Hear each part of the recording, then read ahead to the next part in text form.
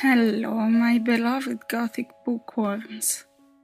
My deepest thanks to each one of you for bringing me to 600 subscribers.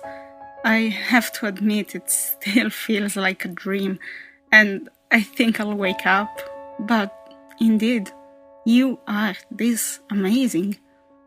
Hence, I welcome you to a very special reading here at my dear library. Today, it's Girls' Night, and I am delighted to be joined by so many wonderful ladies. Some you will know, some you won't, or maybe you already know them all. In any case, make sure you are subscribed to every one of them, because you won't want to miss any of their contents. I also want to thank my very special guests for honoring me with their company. And without further ado, let's open the book.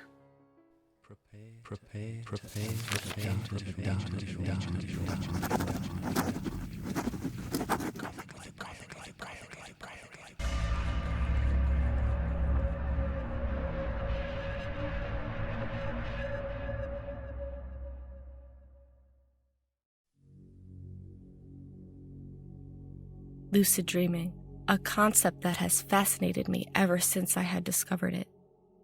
Being lucid in a dream can be of major benefit to the dreamer, but through personal experience, I've learned that it can be very dangerous. My obsession with lucid dreaming started during my early teenage years. Back then, it was only a random occurrence. Something too out of the ordinary would trigger my realization of the false environment, and then I would go on and simply do things that I wouldn't be able to do in my waking life. These included flying, walking through walls, spawning magnificent architecture into existence, and, since dreams are strongly influenced by desire, having sex with beautiful women. It wasn't until I started studying psychology at college that I realized that I could use this concept to actually communicate with my subconscious mind. I thought, since dream figures are a product of my unconsciousness, questioning them when lucidity is obtained would be like questioning your own subconscious mind. I started out with simple questions like, what do you desire the most in life? Or, what interests you the most? Then I asked more dangerous questions like, what is your greatest fear? Or, what is your earliest memory? When I asked these questions, the dream figures always refused to answer. Some even tried to fight me, and some just woke me up. As a psychology student, I understood that these were my subconscious defenses. Perhaps these defenses are what is keeping our regressed memories and traumas hidden safely within the darkest depths of our minds, unconsciously influencing our mood and motivating our behavior. I had to get around them. I had to change my strategy. One of those random, unmemorable days, I went out to smoke after a long day of lectures. I saw a young teenager in a nearby parking lot. He had one of those remote car keys and was walking around, continuously pressing the unlock button. He was hoping a car would respond. A car did. Instead of calling the police, I got inspired. The boy knew the signal sent from car keys was bound to unlock at least one car in the parking lot. That night, I became lucid in my dream. I was on my bed reading a novel that I never owned, and that triggered my lucidity. I was dreaming. I remembered the boy. I was an experienced lucid dreamer at that point, and I had a sufficient level of control to proceed with my idea. I spawned hundreds of doorkeepers, and I invented a room with hundreds of doors. Then, I simply walked around asking, who's going to take my darkest fear? Somebody answered. I approached the man. He had no face. He touched my chest, and then I woke up. Disappointed, I went through my usual morning routine, but when I came out of the shower, I saw the same no-faced man on the bed. He lay on his stomach, his face between his hands, staring at me with eyes that are not even there. In a nightmare, that would have been the point at which I would have woken up. But I didn't. I was trembling with fear. But despite that, I asked him, "What are you?" He stood up. "Show me your face," I demanded. I started hearing my alarm clock, the one next to my real body, but I couldn't wake myself up like I usually do. "Enough of that! I need to get to class." I could hardly stand up straight. Still, I prided myself in the fact that I had control over my dreams and this wasn't going to shake me. But man, was I shook. "I am you," he said with no mouth. "I am your temptations. His mouth appeared. I am your greed." I froze now. I couldn't move. He came closer and he demonstrated the length of his tongue. "Wake up!" "I am your envy." He put 2 hands on my naked chest. "Wake the fuck up!" "I am your ego." He was now licking my neck. "Do you want to know my name?" "Just a dream. Focus." His eyes started to appear. I only am. Oh God, oh God. His hands went through my chest. I felt my heart surrendering its beat. He opened my chest and climbed into my body. I felt the heat of his presence within me, and then I saw my chest closing again. Oh no. Oh God. Like breaking glass, my vision shattered and I woke up and thought, what a nightmare.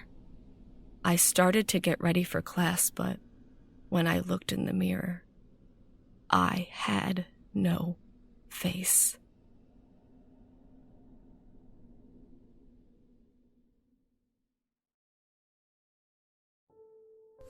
There was a 6-year-old girl named Cassandra who was very shy and quiet.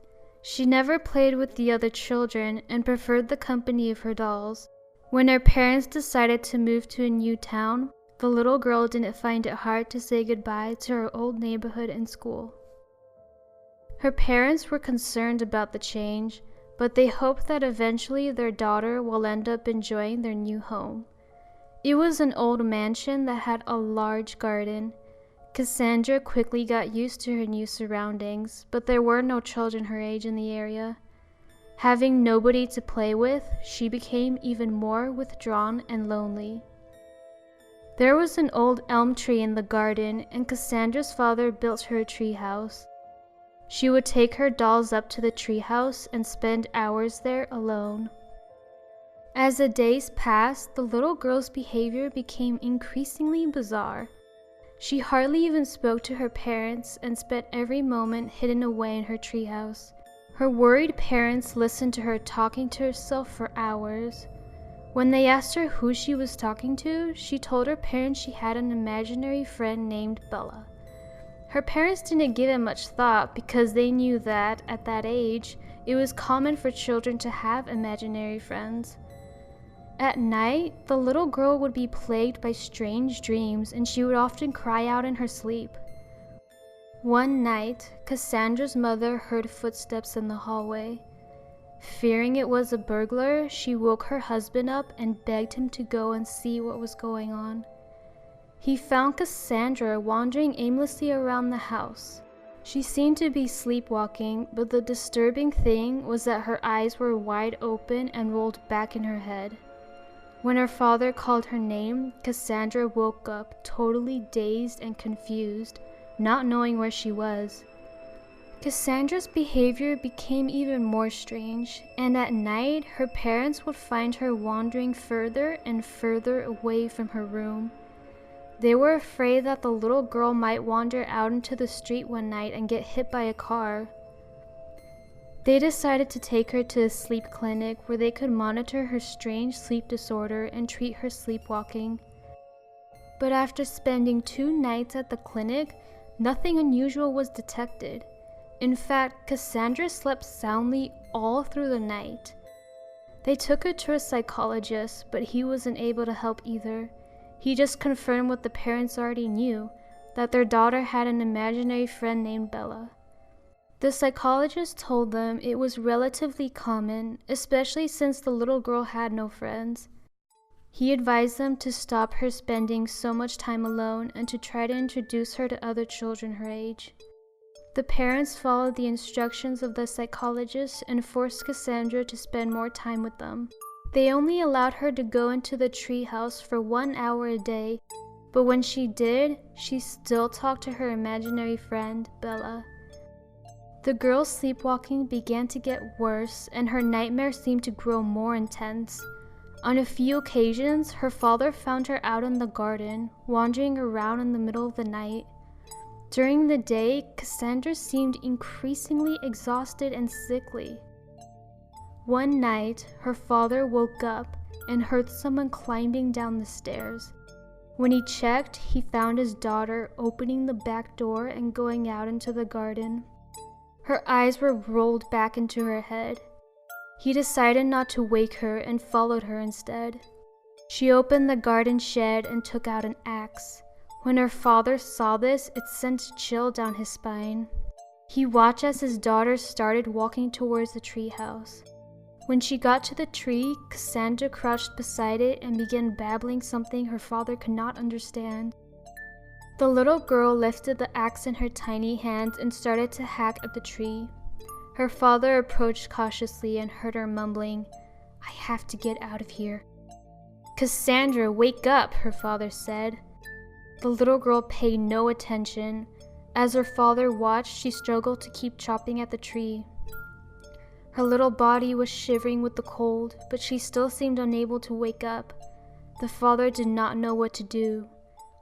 "Bella, is that you?" her father croaked. The girl turned and stared at him. Her eyes seemed to be pleading for help. A few seconds later, she fainted. He picked her up and carried her back to the bed. When he tucked her in, the little girl instantly opened her eyes again. Her body was shaking, and she looked all around her as if she was trying to understand where she was. The next morning, at dawn, the father went out to the garden and picked up the axe. Standing beside the tree, he felt a cold chill run down his spine. He wanted to put an end to the problem once and for all. He swung the axe and struck the tree as hard as he could.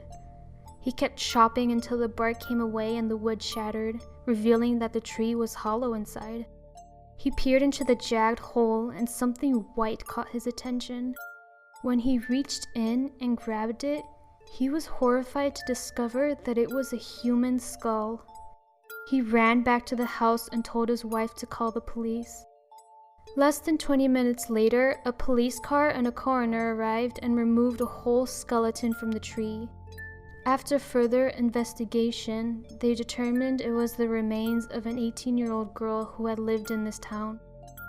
She had disappeared a couple of years before, and nobody knew what had happened to her. The girl's name was Bella. The police also determined that she had been murdered. Her skull was caved in with a blunt instrument. They arrested the previous owner of the house, and faced with evidence of his guilt, he made a full confession. He said that he had killed the girl and hidden her remains in his garden, thinking that no one would ever find her. After the remains were buried, Cassandra never spoke to her imaginary friend again. It appeared that after the mystery of Bella's disappearance was unraveled and her murderer was arrested, her spirit was finally able to rest. I'll feel your mouth on mine. I can still feel the delicate throb of overused lips. What if I told you I could still taste you? I can still swallow the minty cigarette spit. I don't think you'd believe me. Honey, there's a lot more than land between us now. It wasn't that long ago that you were lying beside me in bed sharing a cigarette. We shared a lot more than a cigarette that night. Remember? And I miss you now, tonight, because I can't touch a memory. You lit me up. Wrapped in bedsheets, you'd paint me. It felt like I was being studied by an unreckoned force, captivating like I was in a movie. It was fabulous. I got such a rush from watching your magnetic eyes watch me. It was poetry when the paintbrushes flew. It would have almost been a cliché if it hadn't felt so real. The paint thinner made me dizzy, and I paled in your brilliance. I soon became your biggest fanatic, but I was too old for you. It wasn't the math that was the problem, it was the life. But we were careless and thoughtlessly teased the seams anyway. You can't blur broken lines. I know you well enough to know you honestly believe what you've done isn't wrong. I know you well enough to know how you turn a backhanded compliment to gold. You are a brilliant bastard, and I created a why each night just to show up at your door. I was a stupid fool to come knocking, but you were so clever with your bony hands. You'd hand me a teacup, and then anything you said next was, well, static. We would have these amazing conversations. I was thrilled to be privy to your darkest thoughts. I thought I was the only one to whom you bled that deep. I thought I was the special one out of the many girls who have crossed your threshold. No, it was all a part of the seduction. God, you'd mastered it all. Lying really was your best attribute. How was I supposed to know this is not where you sleep every night? Thinking on it now, it is actually funny that I really believed you didn't own a phone because of some stupid philosophical babble. I was that dumb that I ignored the bloated white ring on your finger even though it hung around when we were together like a dead fish. Just think of it. While I was tucked away for the night in your arms, your wife was tucking in your baby, maybe even with a lullaby. We, however, had rocked in a different motion. You bastard. I found out at the flea market. I'm sure you were off on another creative tangent while I was plodding through the street looking for the perfect tomato. I was going to make my special sauce for you. That recipe has been in my family forever. You didn't deserve that tomato. Everything went black around me when my eyes made contact with yours. What will you tell your son if he asks about me tonight at dinner? It took a minute, but I recognized her from the portraits you'd painted of a friend. My body flushed when she told me her name was Catherine. And this was her son, Lucas. He's 3. He was born right about the time you met me. Of course, she was beautiful. She didn't know about me. While I was flushing, she was fading as the realization slammed into her with such force she stepped back, and I thought she would pass out when I described your tattoo with such accurate detail a blind man could have pictured it. I wish I could say I am sorry for hurting your wife. Any of your conquests could have done it easily, but it was me. I don't let things lie. I don't let you lie. It wasn't her you were untrue to. It was me. It was me, you fool. She was really that oblivious, but she too recognized me. I am almost sorry she believed that I was only your model. And I was, until you kissed me. I remember that first kiss so vividly my knees tingled, among other things. You really were quite debonair. I don't think you paid me my sitting fee that day, or any day after, for that matter.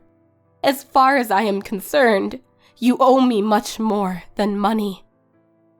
I wonder what she said to you that night when you skulked in for dinner. I wonder how you rationalized her ridiculous suspicions. Did she cry? I made her cry. Were you twisted enough to hang paintings of me in your room? Did you look at me most nights? There wasn't a night I didn't dream about you. I will never forget the look on your face when I confronted you. It went way beyond getting caught with your hand in the cookie jar.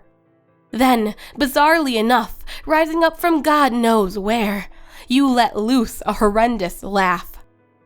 You belittled me and berated me, telling me I should have known. And you were right. I should have known. I was frozen for a moment. Then I started obsessing about your wife again. Did you laugh at her? Did she coddle you and tell you that everything would be okay?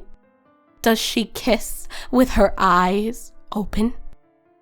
I asked you if she was as good as me, and I was twisted and flattered when you said, "You're the best, baby." What a stock line. Underneath it all, you were always generic. I was never your baby. I've been past bottles and diapers for years. Not you, though. You were inundated with bottles and baby at home. Is that why you placed that ad in the paper? Then, everything became so clear to me. I don't believe I was intentional. I think with you, it is never intentional. I think I'll say at your funeral, he never intended any of this. You and I know that won't absolve you for your faults. What bothers me the most in this hell you've created is that I am still not sure you loved me. I mean, really loved me. I suppose now it is not really worth bringing up. Up until Catherine, my memories are of a man full of life and love, and me. My insecurities didn't set in until I came face to face with your Catherine. Then suddenly, I became the stray cat hanging around, starving, outside your door. I can't believe you told me it wasn't true, that it wasn't like that. I don't buy it. Not completely. I just don't know what to believe anymore. I believed the look on your face when I punched you full force in the gut. You did more than double over. I bet your knees would still be bruised. Oh, it was delicious. Me standing there amid the canvases and sheets and you lying on the floor like a child. I know your son won't grow up like you. I know your wife will never completely trust another man again. Not after you. We are all left half empty after you. I wonder what pained you more that night, when I shred your canvases or when I shred you.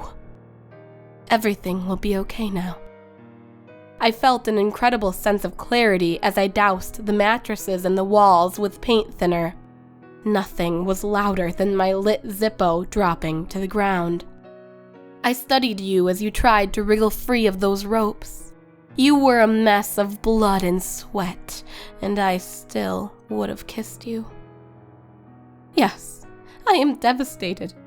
Devastated you didn't love me as much as I deserve. Your last words echoed in my head, begging me, "What about my son?" No worries. I thought we covered that already. It is like I said before, he will never grow up in your likeness. Never mind this anymore. I am tired of all this chatter. It is time for me to clean up this mess you've made so I can move on. Burning the bed has so much irony. I wonder if you would see it the same way if your skin weren't sliding off your bones.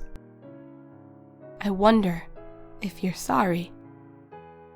What saddens me in all of this is that you won't see how beautiful I will be standing at your casket. How serene. I will hold up white lilies and wear a big hat. I will look up at your broken wife and helpless son with a sigh. And I will know the only one out of all of us at peace is me. If I am asked to speak, I will say, even in death, you've set me free.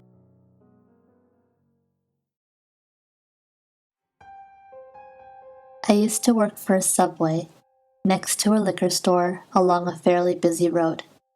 I hated the job, but I was only working there on Friday and Saturday evenings to make some extra money. The customers were friendly enough, referring to me as the blue-eyed girl, as we didn't have name tags. My coworkers were alright as well, being fun and interesting people, but my boss was a jerk. Luckily, I didn't have to see him often because he was only around during the mornings. Yet, he'd always find a way to make my job more stressful. My boss would constantly say that our store was doing poorly in profits and would make it so that only one person would be working for hours alone. I have no idea what he was talking about because whenever I was working, I felt as though every resident in our city would make an appearance at some time during my shift. Luckily, I had a coworker with me until about an hour before close, something I was truly grateful for. But that all changed after minimum wage went up. My boss figured he'd save the money he was losing by cutting hours even more. So, instead of working with someone until 8:30 p.m. or 9 p.m., I would be alone from 6 p.m. until close, something that worried my mother and my boyfriend. They didn't particularly like the thought of me being alone in the store for that long, as I'm a girl. I didn't like the thought of it either, but what could I do? I dreaded the following weekend when the new schedule would be in effect. On Friday, my boyfriend agreed to stay with me until close, but on Saturday he couldn't, and so I begrudgingly made my way to work for 5 p.m. on that day. I worked with someone else until 6 p.m., and then they left. I was now in the store alone. I was hoping it'd be dead in the store since the football game was on that night, and this proved to be true. Not many people came in, so, with the spare time, I started cleaning things early, as I knew it would take a lot longer to get everything done without anyone else helping me, and I'd bring many empty containers to the back room to wash them, returning to the front whenever I would hear the door alarm go off, signaling that a customer had just walked in. This went on for a couple of hours, and I hated every moment of it. I was in the back around 9 p.m., trying to finish washing some things when I heard the door alarm go off. We would be closed in just half hour, so this was a point in my shift where I truly despised getting any customers. I finished rinsing the bowl I was washing, and then reached for a paper towel, walking to the front to greet my unwanted customer. Much to my surprise, no one was there. I didn't see any cars out front, but I looked around the store briefly before returning to the back room. Whoever it was, they must have decided they didn't want anything. Not that I minded. A couple of minutes passed, and then I heard the door alarm go off again. I briskly walked to the front, expecting a customer to be standing there looking at the menu, but when I got there, I didn't see anyone standing there ready to order. Instead, I found a man sitting on the far end of the store at the back table. He appeared dirty with scraggly hair and mud all over his pants. He tracked some in I could see, and I wasn't too happy about it, knowing that I'd have to remop the floors. Despite my irritation, I greeted the man. "Hello, sir. Are you waiting on someone, or wanting a minute to look over the menu?" He kept looking back and forth, from wall to wall, and occasionally out the window. He almost appeared disoriented, but would look at his phone every once in a while as though he were expecting a message from someone.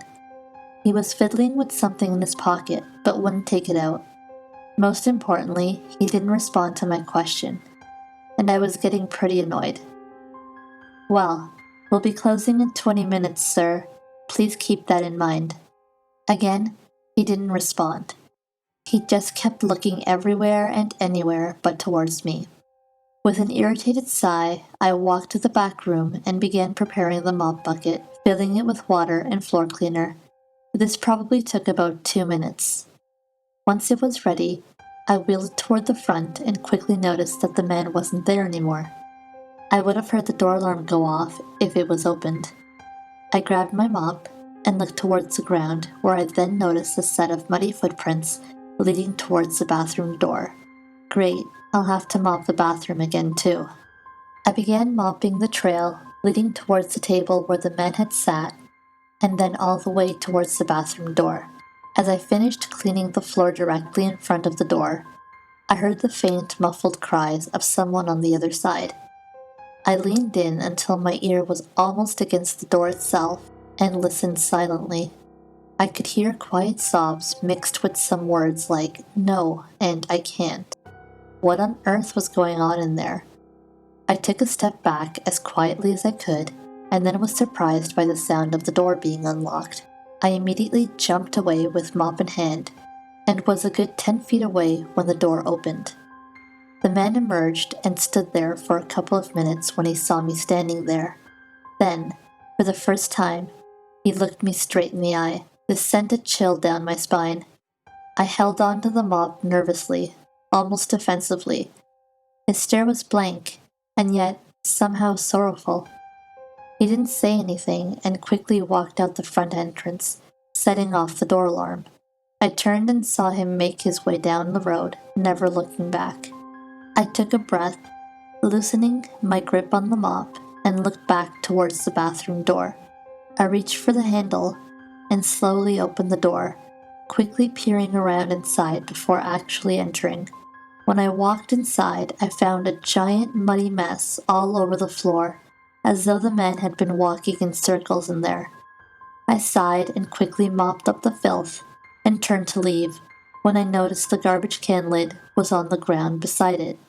I reached for it, bending over the can itself in order to retrieve it, when I happened to notice something shining inside. I could feel my face grow pale when I reached in and retrieved an open switchblade. The only other thing in the can was a crumpled piece of paper. I reached for it and slowly opened it. The words on it still haunt me to this day. 435 Wilson Road, brunette, blue eyes, Saturday, 9 p.m., $1,200. I closed the store early that night.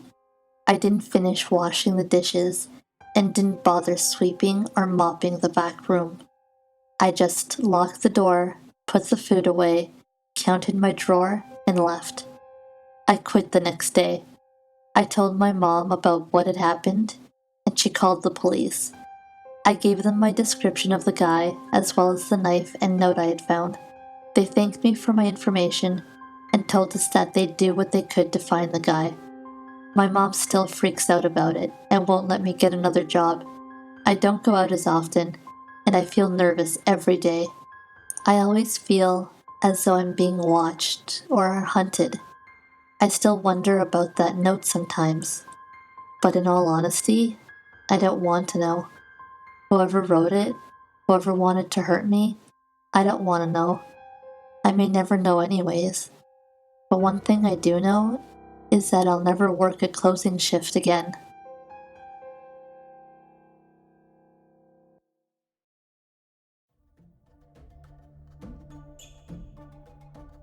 Ida Holst sat atop her chestnut-colored warhorse and stared down at her troops with disdain. Her bright blue eyes seemed unnatural with the hues of the waning sun shining on them, and the scar running across her brow accented her displeasure. They had ridden hard throughout the day, her and her 500 warriors, and the last few hours of the day gave them one choice for camping: the mountain. On the other side was a small town that had been sent word to prepare for her coming. They could send her tribute and food, and she would come peacefully, or, if tribute was not given, she would raise the town. It was very cut and dry, very simple, and that's how she liked it. She saw to it that those that abide by her will were taken care of. Sadly for them, they had not returned her message with tribute, and that meant they would be paying anyway, with the additional fee of blood. That would be taken care of tomorrow. Now was the time to climb the mountain partial and make camp. They could burn wet wood and stay warm, keeping the light from the fires from shining through the trees with the thick dark smoke, it being camouflaged by the night. In the early hours before the sun rose, they would prepare to ride down the mountain and into town to take as they pleased, before they moved on to new territory. However, her men were beginning to share some concern. Some showed outright fear. The mountain, according to them, was supposed to be the resting place of trolls who would come at night and try to eat them. Ida scoffed at them, but they were insistent. Now, on the base of the mountain, they froze. Ida was furious with the cowardice her warriors were showing. Not even during a harrowing battle with the king's knights sent to take them down did they show this level of fear. Thankfully, instead of tanning their hides one by one, her generals, who also showed fear but were still willing to follow her, suggested she might talk to the men, raise their spirits, and they would follow her. So that was what she aimed to do, though in her own charming way. I sit here and see warriors I would be happy to die beside in battle, cowering in fear of a mountain. We have battled hard and traveled far across this land, and I have never seen the looks on your faces that you show to this mountain. It's merely rocks and trees. Responses shot back about trolls who lived in the mountain, and that no man is strong enough to kill a troll. Ida scoffed. She did not believe in such fairy tales. Your truth is not my truth, she shouted, silencing her men. I, for one, do not believe in these creatures. Trolls? Bah! She spits at the ground. Creatures so large that when they fall asleep, they do so for ages? The creatures who turn stone and die in the sun? These are just stories a mother spins to delight and frighten children, not grown men. Tell me then, have any of you seen a troll with your own 2 eyes? The warriors murmured amongst one another, but none spoke up. I didn't think so. Listen to me well, my warriors. The only truths in this world are what you see before you. There is no magic, no fairies, no trolls. But she drew her sword, polished and sharp, high above her head. There is glory. There is battle. There is the thrill of testing your skills against that of your enemies. I look around and I cannot find one single person here who I would not gladly fight back to back with. Trolls?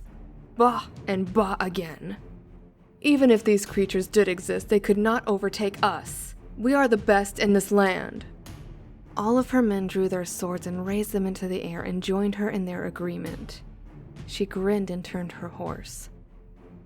Then let us venture forth, and in the morning take our spoils. Again her men roared, and they followed her into the mountain. Ida smiled a wide grin as they entered the tree line. The warriors' bravado didn't last long, but they were inside the woods of the mountain now. The camp had been set, and food was being cooked. Night was falling, and the wood that had been collected was wet.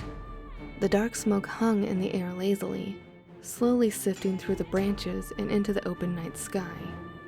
They made the best of it, though, telling stories of their past battles. Ida even joined in with the tale of her first battle and how she had killed the man who had given her the scar that ran from one side of her brow to the other. Eventually the moon became full in the sky, revealing it to be late night. The warriors would divvy up watch duty with several awake at one time. Ida always took part of this first watch and patrolled the edge of the camp to speak with warriors who also stayed, sharpening their resolve as she did so. By the time the first lap had been completed, she could tell her warriors, while on high alert, were beginning to regain control of their nerves. Of course, that is when the thumping noises began from deeper in the woods. The warriors who were awake stood frozen, slowly turning to where the sound came from and trying to calm the whining horses. As the thumping became louder and louder, so too did the sound of wood cracking and breaking. Something large was coming their way. The fires still burning low made it hard to see deep into the forest, but sight wasn't necessary for what was coming. The thumping noise was beginning to make the ground shake, and many sleeping warriors began to wake. Then, the trees nearest to Ida shook as 4 of the tallest men Ida had ever seen shoved the trees aside, upturning them from the earth as they did so, and letting the light of the small fires illuminate them. The creatures stood twice as tall as any of her warriors, and almost 3 times as big around. They had long protruding noses covered in warts. Their eyes were small though, beady even, and their large mouths were filled with uneven cracked teeth. Thin, black, messy hair adorned their heads and covered their ears. They wore clothes made of animal furs, and at their belts were stone tools. Well, well, one boomed. Looky here, Stin. You were right, humans. He was the smallest of the four, but was a step ahead of the three bigger monsters. The one addressed stepped forward, pulling from his back a large blood-stained wicker basket, the size of two people standing beside one another.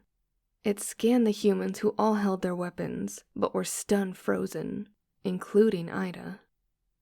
Loads of 'em, said Stin. Too many for our baskets. That's okay, we'll just get what we can and eat the rest tonight, the smaller creature replied. That's when another spoke up, a frown on his face. I don't like raw human though, Amund. The smaller troll turned to look at the biggest of them all. Picky eater, Garth? You can cook whatever you catch, after you fill your basket. Garth grinned maliciously, but his face scrunched up in confusion as he heard a scream. It was one of the humans with a bright long sword. Ida yelled to stop him, but her voice was lost to him as he screamed to his gods and ran forward to plunge his sword into the smaller troll's leg. The sword, however, bounced off as if it had been thrust into a wall of rock. Amund, the smallest of the trolls, turned and grinned at the warrior, raising a fist the size of the warrior's torso and bringing it down like a hammer, flattening the man in a sickly crunch. His body mangled, his head was now smashed pulp hanging limply from the neck of his armor, and his body was only slightly intact due to the resilient armor, which leaked blood wherever there were gaps. Without a word, the one named Sten opened his wicker basket, releasing a horrid stench of rotten flesh. He then picked up the fallen warrior and stuffed him into the basket. Amund grinned. Good, that's one. Oi, burger. He snapped his finger at the second to biggest one, with the blankest of expressions, who then looked down at Amund and grunted. Fill your basket with the horses. They look tasty. Ida was frozen in her spot, like her warriors. The sword simply bounced off of them. They didn't even seem concerned about the humans. How could four beings, no matter the size, be so calm in the face of 500 warriors? Were they truly outclassed? Were they simply bugs? She had to think of a way to get her people out of the situation with minimal casualties. They needed horses. Stop! She cried as the one named Burger moved towards the screaming animals, who twisted and screamed, trying to pull away from the trees they were tied to. He gave pause, as did Amund, who turned to her, shocked and looked a little angry. Oh, what's this then? Amund said, stepping towards Ida. You don't want to eat the horses. Can't you see they're exhausted? She said desperately, not knowing where she was going with this. Easier to catch. Amund shrugged, waving at Burger to continue. But... Ida began, still at a loss. As Burger got closer, her desperation increased. But deadly too. Horse meat, when the horse is exhausted, is poisonous. She was lying, but she needed some way to keep their horses from being slaughtered. They would be a tremendous help in escaping. Not only did this give the giant troll pause, but he took a few steps back, looking to Amund once again. What do you mean? Asked the smaller troll, now moving to stand before her. You do not know. She grinned to herself, but tried to not let it show. Horse meat becomes rough when they are exhausted, and it is bad to eat. It kills more than it helps. Again, a bluff. The smaller Amund stared at Ida long and hard before looking over to Burger. Didn't you get sick after eating that horse meat last time? The big Burger looked upwards and tapped his chin with one finger thoughtfully. Yeah, I did. I had to chase them until they were tired, and then I ate them and got sick. As the giants conversed with one another, Ida began making hand gestures behind her, a silent form of communication she often used to maneuver certain units of warriors this way and that on the battlefield. She trusted her generals, who she saw had received the message, would relay them quick enough. Well, they are tied to the trees, yeah? We'll deal with the humans first, and come back for the horses tomorrow night. Amund was interrupted suddenly by the human female beside him. Now! Ida commanded sharply. Her warriors all screamed in unison, making the trolls jump back, not expecting their prey's shaky-legged action. The warriors, who the trolls assumed they would have to chase down anyway, moved with such unison that the trolls paused a moment, taken aback by the skill it took to move so uniformly. Get them! Many of the warriors had already hopped onto their horses, using various weapons to cut the lines and free their horses from where they were tied and were turning round when the trolls acted. Ida was relieved that Amund was slow, or she would have been caught by the troll who reached for her. She was halfway through the camp, almost to the first set of horses, most of which had been released and were galloping away, and was glad that the first set of warriors would make their escape. She thought a little too soon, as the big troll Burger had reached the horses, frightening them so fiercely many reared up, lost their footing, and fell to the side. Burger made short work of them and scooped up both warriors and horses in a ferocious bear hug. The sight that followed had Ida stunned to the point that she had stopped in her tracks. Got ya, came a deep, slow voice. That of Garth, the biggest of the trolls. Ida didn't have time to look. She simply launched herself forward into a somersault, and was flung aside as a powerful fist hit the ground with an explosion of force, knocking her to the side. Thankfully, one of her generals was there beside her and helped her to her feet. The big troll was lumbering towards them, and the two ran as fast as they could for the next set of horses, and Ida's warhorse. She did not look for the rest of her warriors. All around them she could hear the cries of those being torn apart and crushed to fit inside the bloody wicker baskets, and still knew, with the lumbering steps behind her, that she could easily share the same fate. What seemed like an eternity later, they reached the horses. Ida wasted no time in unsheathing her bootstrap knife and cutting the line as she leaped upon her already frightened horse. The biggest troll, from whom she ran, was right behind her then, but she managed to gain control of her horse and ride off, narrowly avoiding capture and death. A cry to her right revealed it that the general who had helped her up had not been so lucky. She rode on through the night, relying on her horse's own survival instincts to navigate the uneven ground and dodge trees in the dark. She soon joined ranks of her warriors, and they rallied to her, and together they left the mountain and rode back to the fields, where she had given her speech about trolls being a legend. She called for a head count, and found that of the 500 warriors, only 200 had gotten away. Throughout the rest of the night, they listened to the screams that echoed from the woods of the mountains, and breathed sweet relief when more warriors appeared throughout the night, some arriving in the morning without their horses, only barely sneaking away. That night, the existence of trolls was confirmed for Ida and her men, and her 500 strong had been cut down to 300. For the rest of their days, they would remember the blood-stained wicker baskets, and of the men they had lost to the trolls of the mountain.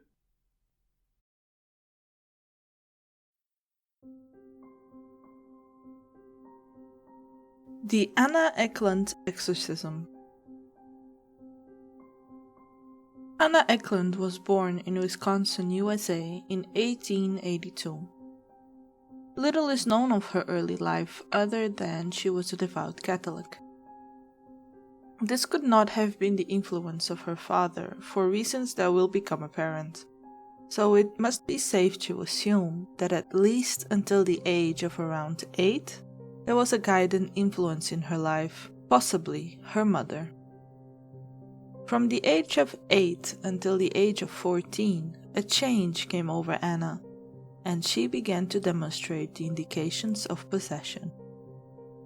There are some suggestions that she was cursed by her father and her maternal aunt, Mina. Jacob Eklund was said to be incensed that his pious child would not indulge in an incestuous relationship and colluded with the aunt to invoke the evil spirits that possessed the child. Anna first began to display an aversion to anything holy or religious, rejecting the church and overwhelmed by feelings of hatred towards the priesthood. She also began to display an unhealthy interest in perverse sexual acts and to blasphemy. By the age of 14, Anna was displaying signs of total possession. At some point in Anna's childhood, medical opinions were sought. When doctors could find no medical reason for Anna's condition, the first exorcism was performed to rid Anna of the evil demons destroying her life.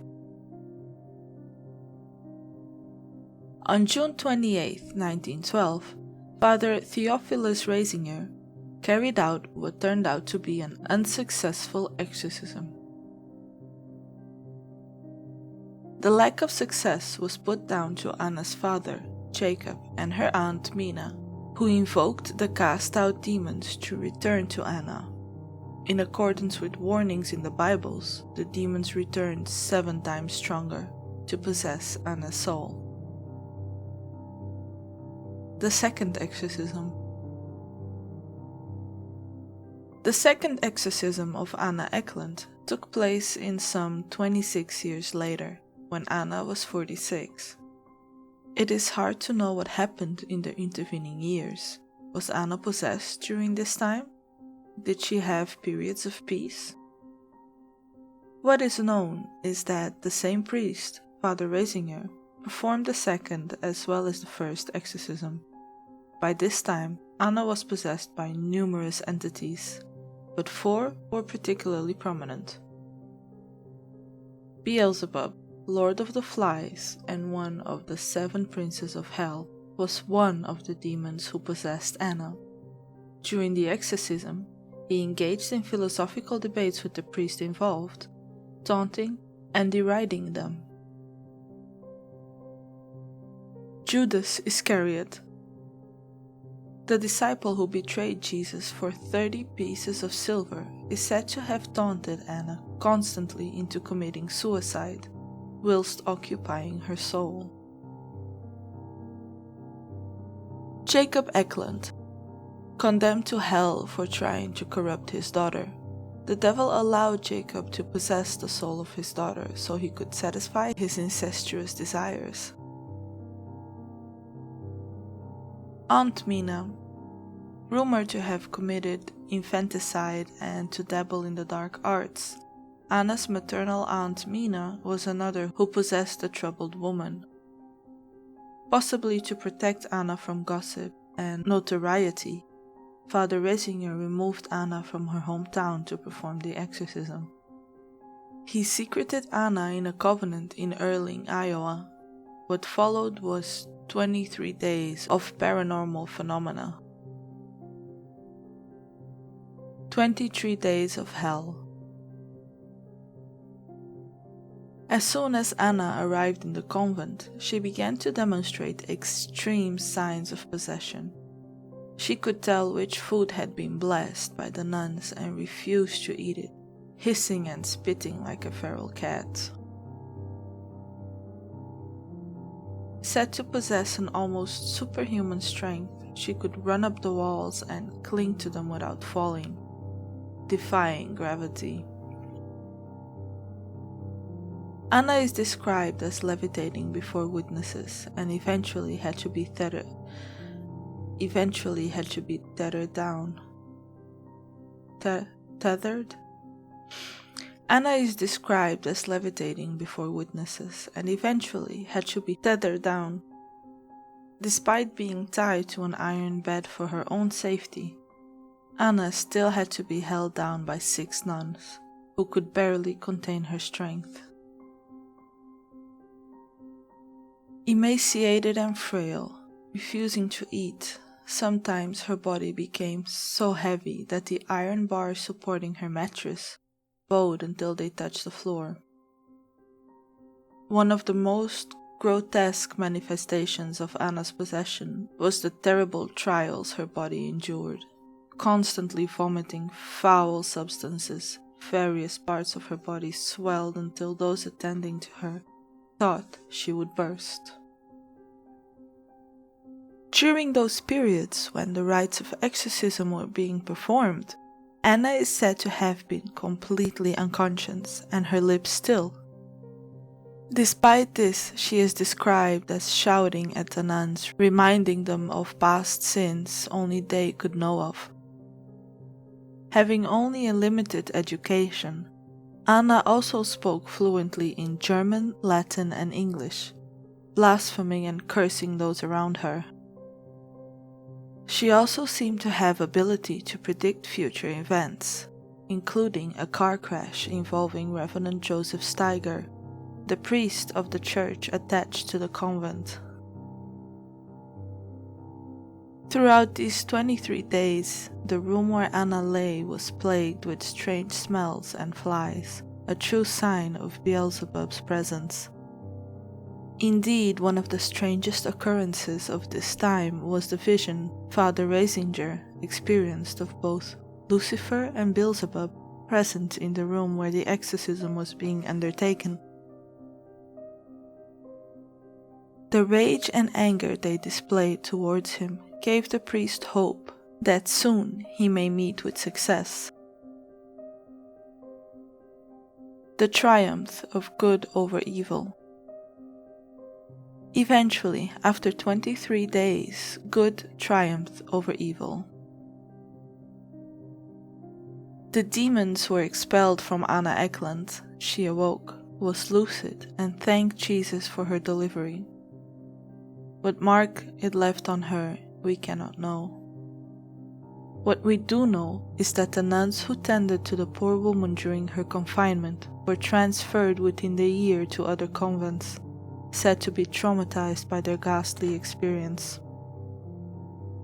The Reverend Joseph Steiger's witness testimony was recorded in the Begone Satan, as was that of his housekeeper, who also witnessed events. Both Reverend Steiger and his housekeeper testified that what they witnessed was the expulsion of demons from a troubled soul. Conclusion. Little is known of Anna Eklund after the successful exorcism of the demons that possessed her. She did return to the convent where she was healed to give thanks some months later, but disappears after this date.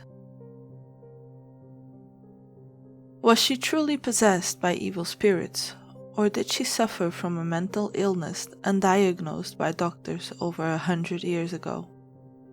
If you accept that the poor woman was mentally ill, what explanation can there be for the physical changes to her body, the voices that emanated from her, the prediction of future events, the visions of demons witnessed by priests and nuns alike? Shocking as it may seem, the possession of the human spirits by evil entities is accepted as a real and horrifying phenomenon. Exorcism with its rites and rituals is often the last resort in purging the body of its depraved occupants. But more than this, it becomes a battle between good and evil for the very soul itself. As for the possession of Anna Eklund, whatever the truth of this strange paranormal event, she was certainly a lady who suffered greatly. One can only hope she went on to live a happy and peaceful life.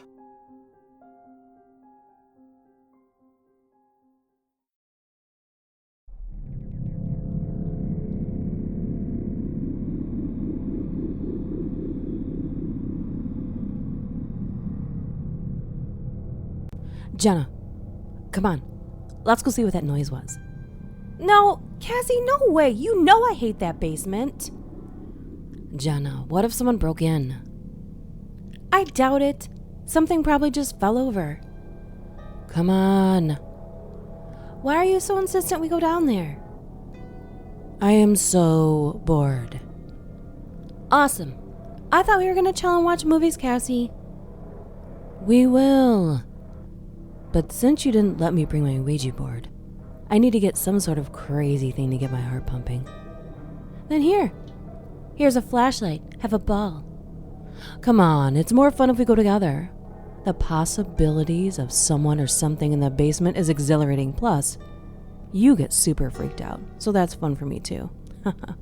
Oh! Come on. We can go check out the basement, scare ourselves over probably nothing, then Suicide Squad, here we come. Nope, no. If I go in the basement, we are watching... Don't say it. The Notebook. The Notebook. Cassie turns on the flashlight under her chin. Let's do this. Yeah, you go first, smartass, since you wanted the thrill. It's cool. I'm not scared. Just go. Jenna, I'll never forget you. Hilarious. The girls cautiously go down the basement stairs, one by one, seeing nothing but a washer and dryer to the right, and storage tubs to the far left. Damn it! Oh my god, what's wrong? I forgot I had a load in the washer, now I have to restart it. Cassie pans to the left with the flashlight. Did you hear that? My frustration? Yeah, I heard it. No, something rattled over there, on the shelf. Cassie squints as she pans each shelf and tub with a flashlight, finally saying, I don't see anything. Really? Turn around.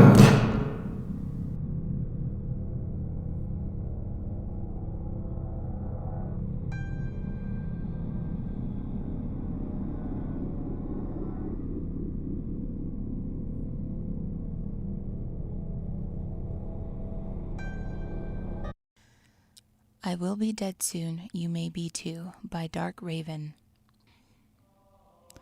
I found it. God help me, I actually found it.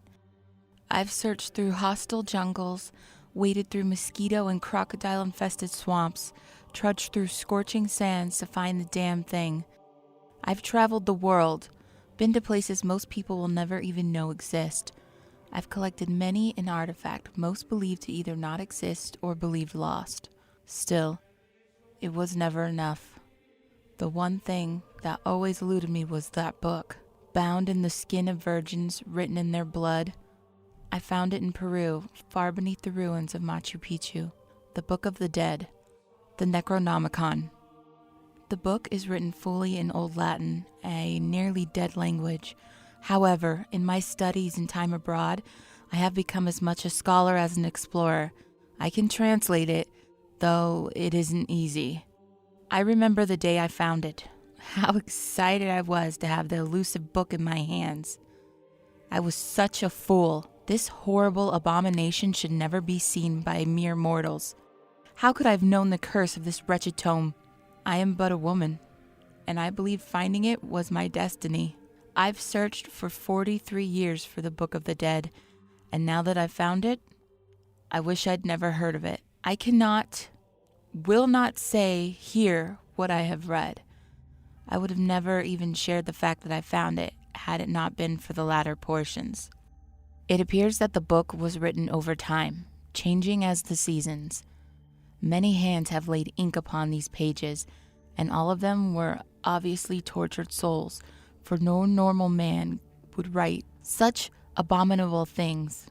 The book, as I explain in the front inside cover, is written in the blood of young virgins. Each individual writer demanded a young girl to complete their portions of the book. The girls never survived.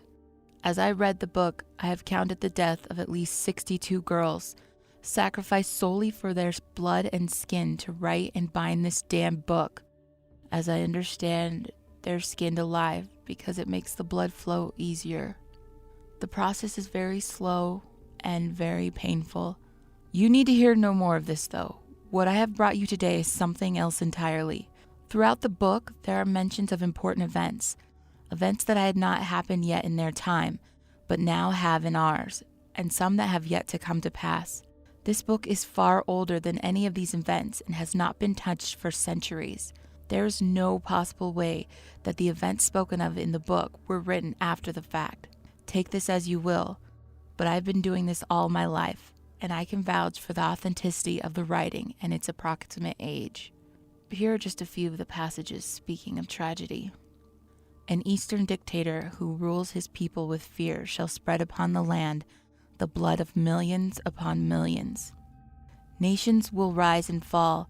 They shall separate themselves one from another and speak in new tongues. A zealous man with a vision will dominate and destroy his people in his bid for power. His destruction will be massive and will reverberate across the lands.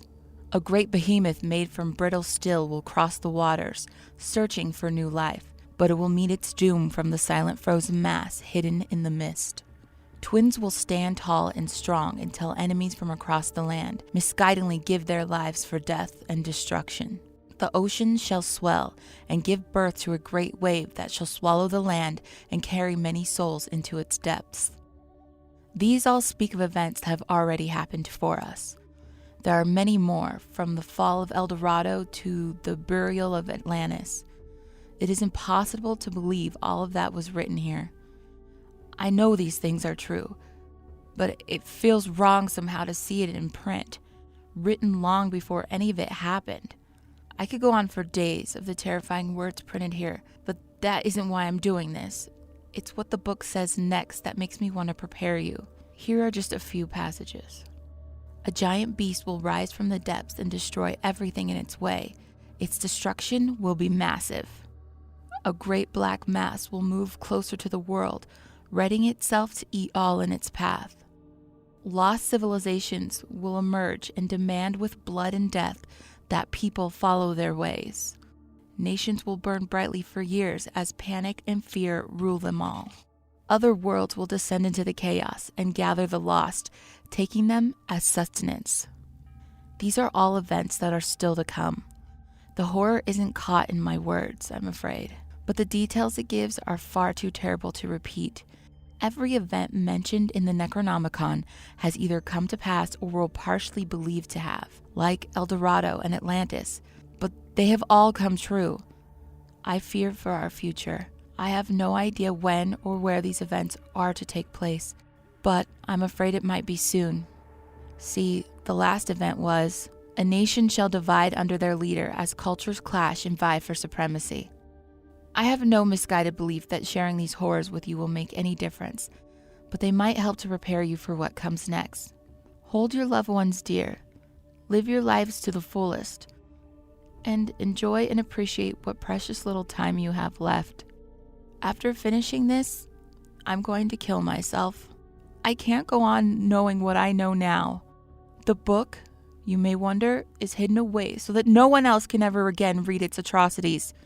I would not spread this burden to my worst enemy. My God, the things that are written in it, they are far too much to live with. I hope that I have, in some small way, helped by sharing this little amount of knowledge. Goodbye and good luck. May you find favor with God. You've heard the story of the cursed shoes, right? Where a girl receives a special pair of shoes that possess the wearer's feet and forces them to dance forever? Of course it's just a fairy tale. There's no way there could actually be a pair of haunted ballet shoes out there, right? I once believed that too. I had a friend named Genevieve, and she was an amazing ballet dancer. She even looked like a dancer. Long black hair, bright blue eyes, and long, thin legs. She was a really nice girl, too. Never could say no. I was always the one to stick up for her. Anyway, she had a really big recital the next day, and she was a huge procrastinator. Of course, she waited until the very last minute to get an outfit. So me, being an amazing friend, took her to go shopping. She said she'd reward me with a movie of my choice. Well, we were walking and Jenny spotted what she deemed the perfect pair of shoes. But I wasn't so sure. Don't get me wrong, the shoes were beautiful. The shoes themselves were red with sparkles, and the straps she tied them up were red silk. The shoes were fine. It was the place they were being sold at that I didn't like. The shop looked like one of those places you'd get a really convincing seance at. You know, those weird meetings where people try to talk to ghosts. The walls were purple with weird black markings, and the floor was a dark orange color. There were all sorts of books and knickknacks, and gadgets and such. The window display had different pieces of freaky-looking jewelry. The shoes were sitting next to a ring that supposedly turned your thumb green or something. Jenny was getting kind of freaked out by the store, so we picked up the shoes and hurried over to the front desk. It took a while for somebody to actually appear behind the counter, but the lady looked intimidating enough for me not to complain.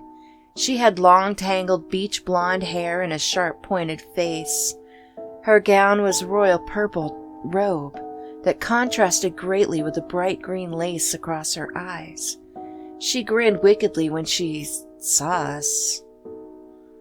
"Well, hello there, dearies.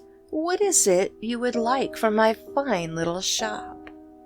Her sharp teeth gleamed in the low light. "We would like to purchase these shoes," I said, as Jenny was obviously too scared to speak. She cackled, a horrible witch-sounding laugh. "That would be $25, sweetie." $25 for a pair of stinking shoes? That's an out. Jenny grabbed my arm and gave me a look I'd never seen before. "Fine, here." I handed her the money, grabbed the shoes, and headed out of that store as fast as I entered it. And you'd best believe Jenny was right on my heels. We window shopped some more and finally found a dress to match the shoes. The dress was made of soft red fabric and had a red belt made of silk. We then started to Jenny's house for the movie. Now Jenny isn't one for scary movies, but I am.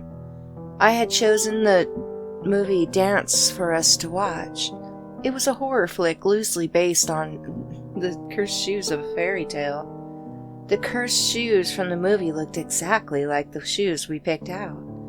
"Dyed red from the blood of the wearers," the post had said, so I figured it would give her a nice spook before the show. It seemed, however, that my plan worked a little too well.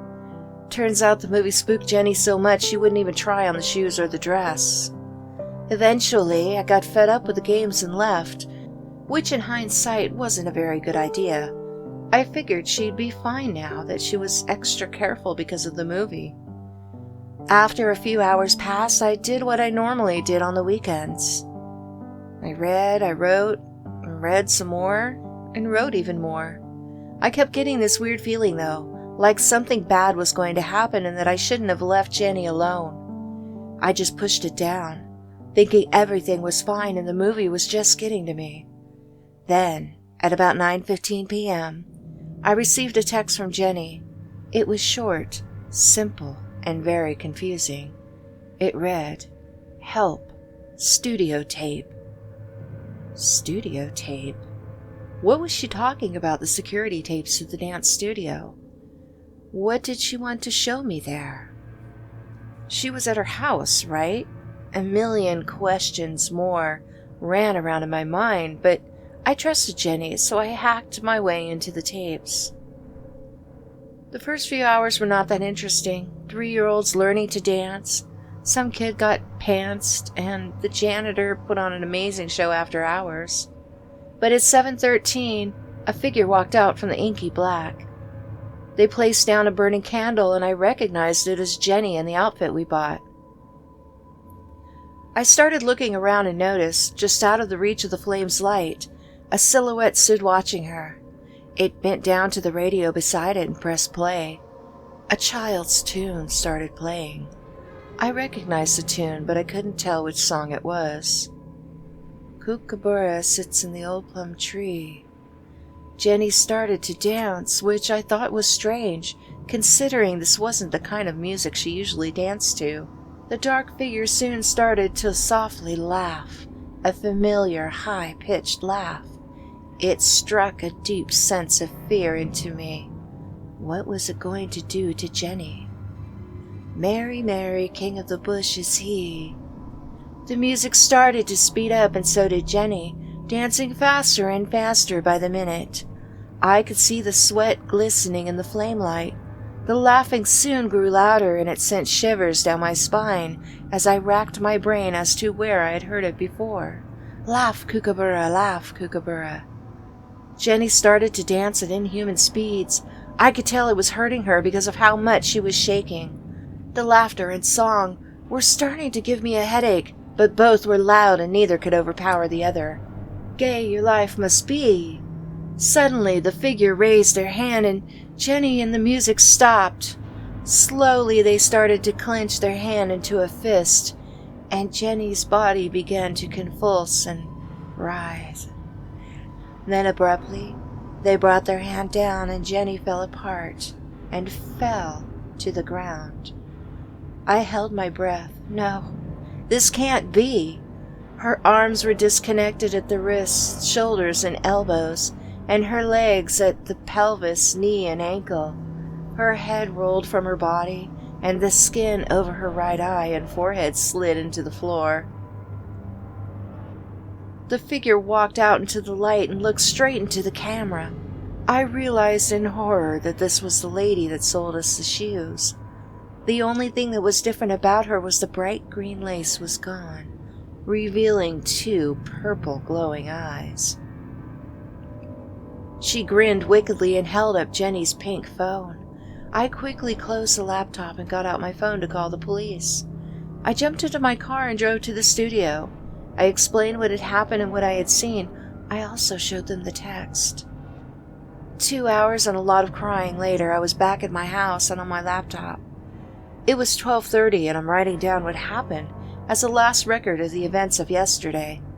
I leaned back and closed my laptop and sighed, thinking it was all over. A thumping sound from downstairs made me bolt right up. I reluctantly left the comforts of my bed and started to make the journey to the lower parts of the house. Once I arrived at the kitchen, I froze and backed up a few steps. It looked like Jenny. No, it was Jenny. The old hag had taken the different parts of her body, sewn them back together, and pumped it so full of blood that it was leaking out of the eyes. Her right eye had been replaced and now bright purple instead of blue.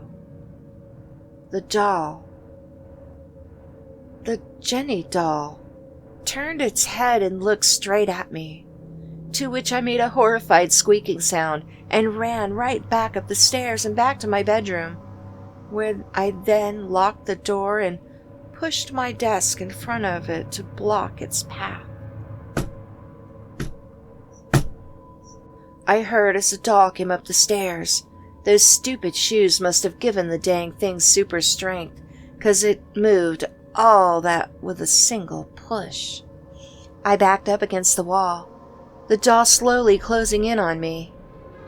I quickly grabbed my phone out of my pajama pocket and dialed 911 once more. I closed my eyes and braced myself, realizing I was going to be killed by my former best friend's corpse. I heard a snap, felt a killer pain in my neck, and screamed bloody murder. July 30th, 2015. A series of murders began by the killer authorities are calling the broken doll.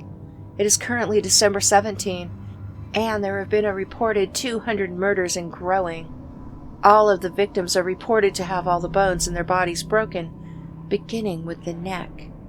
Their necks were also slit as for the killer to write the words, "Dance doll," and the victims bled on the walls repeatedly.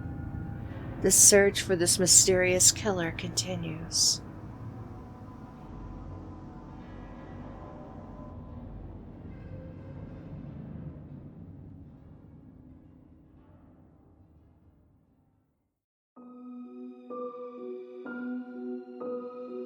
There's a game she likes to play. I don't think it has a name, and if it does, she's never told me. Considering we've played at least once a week since I was 12, I'm 24 now. And I'd imagine by now she would have mentioned it. But I digress. I was about 10 the first time she showed up. The lady in gray, that is. I came to call her that because no matter what time of night she appeared, she always had this gray appearance to her, like she was the star of some old black and white movie. The first night she appeared, I was just a little girl. I remembered waking up for a glass of water and finding her hunched over the corner of my dark room. The moonlight coming through the cheap blinds on my walls was shining right on her face, almost like she had purposely placed herself in that position so that I would see her decaying face and her rotted teeth when I woke up. I sat upright in my bed and let out what I can only describe as a blood-curdling scream.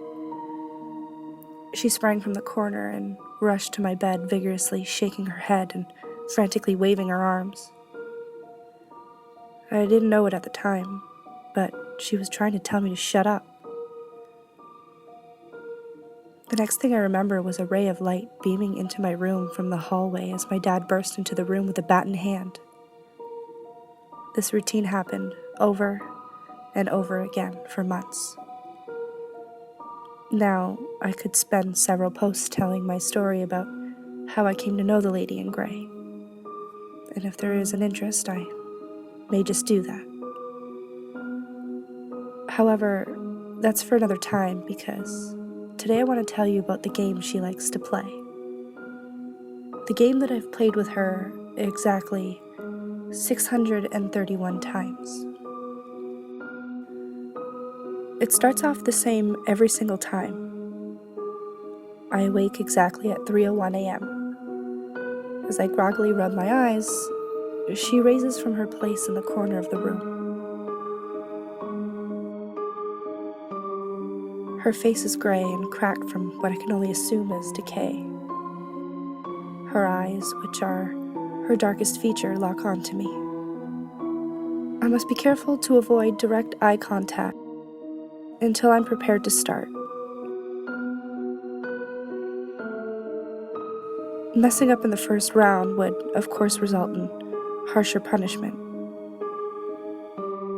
Once I feel prepared, I lock eyes with her and she immediately stops advancing towards my bed. We stay like this. Her face doesn't move and her black and beady eyes don't even twitch. I strain in my tired state to meet her gaze, not even daring to blink. I made that mistake quite a few times. If I lose at this stage in the game, she pounces. She jumps on the bed and wraps her long, broken fingers around my throat as I choke and gasp for air. I thrash and fight her, but she just cackles into the night. I'm never strong enough to fight her off, and I always wake up at 4:01 sharp, screaming in my sleep and drenched in a cold sweat. And I've lost this way more times than I care to remember. However, if we maintain eye contact for exactly 10 minutes, trust me, I've checked, I get to move on. I always know the round is over by her expression. Her dark eyes and blank stare suddenly become brighter. She smiles wide, displaying her rotted teeth, almost like she's happy to get to play another round of our game. This round is my least favorite of all. If I make it past the first round, she advances on me with her wide smile. She just stops about a foot shy of my bed and reaches out with her elongated arm. Her broken and crooked fingers motion for me to rise and take her hand. I'll admit, it took several losses to get this part right, but the punishment that comes from losing in this round is less severe than the first. If I fail to take her hand and follow her lead precisely, she screams. The word scream doesn't seem to do justice to the noise that escapes her lips. Howling like a wolf at the moon seems to be a more reasonable description. She screeches and screeches in my face until my ears bleed. begging for it to stop. I again wake up at 4:01 sharp. This time muttering and begging in my sleep, but still waking up damp, cold, and sweaty. However, if I take her hand and follow her lead, she allows me to move on. I must precisely take her hand and rise. I took some time to figure out what she desires next, but advancement through her game requires that I lean forward and bow and kiss her outstretched hand. And just thinking about this makes me want to dry heave. I never noticed the smell until right before my lips touched her dry, decaying, cracked skin. The smell is the worst part of the whole experience. She reeks like a decaying body that was sprayed by a skunk and left to rot for weeks in a damp closet. But I can't throw up. If I do, she releases her scream until I beg for death. However, if I follow her lead, wherever she chooses to take me, and she deems that my response is appropriate, she leads me by the hand out of my darkened room. She pushes me forward into the light of the hallway, but she remains hidden in the darkness, slamming the door behind me. Round 3. The final round has begun. It took me years to discover what to do in round 3. It wasn't until I was 16 that I made it this far without failing, but it took me another 4 years to get past this point in her game. You see, round 3 is actually meant to be the most fun. Round 3 is the world's most terrifying game of hide and seek. After the door shuts, I have exactly 60 seconds to hide. Doesn't matter where, although I've discovered that I must remain inside the house. But that's a story for another time. I just have to hide. Round 3 is the final round of her little game, and it lasts the longest out of all the rounds. Now, at the time, I was still living at home. I was 20 years old with what my parents like to call night terrors, and with a dead-end job, I didn't really have a choice to leave. I've hidden countless places: closets, the crawl space, the attic, the tub, under beds and couches, in cabinets. Hell, I've even tried to squeeze into the oven once. But I never once won round 3. She always finds me. I don't know if it's the length of time or I'm just a poor hider, but she beats me every single time. Week after week and round after round, it doesn't matter how far I come or how close to 401 I get. She beats me. Somehow, some way she finds me.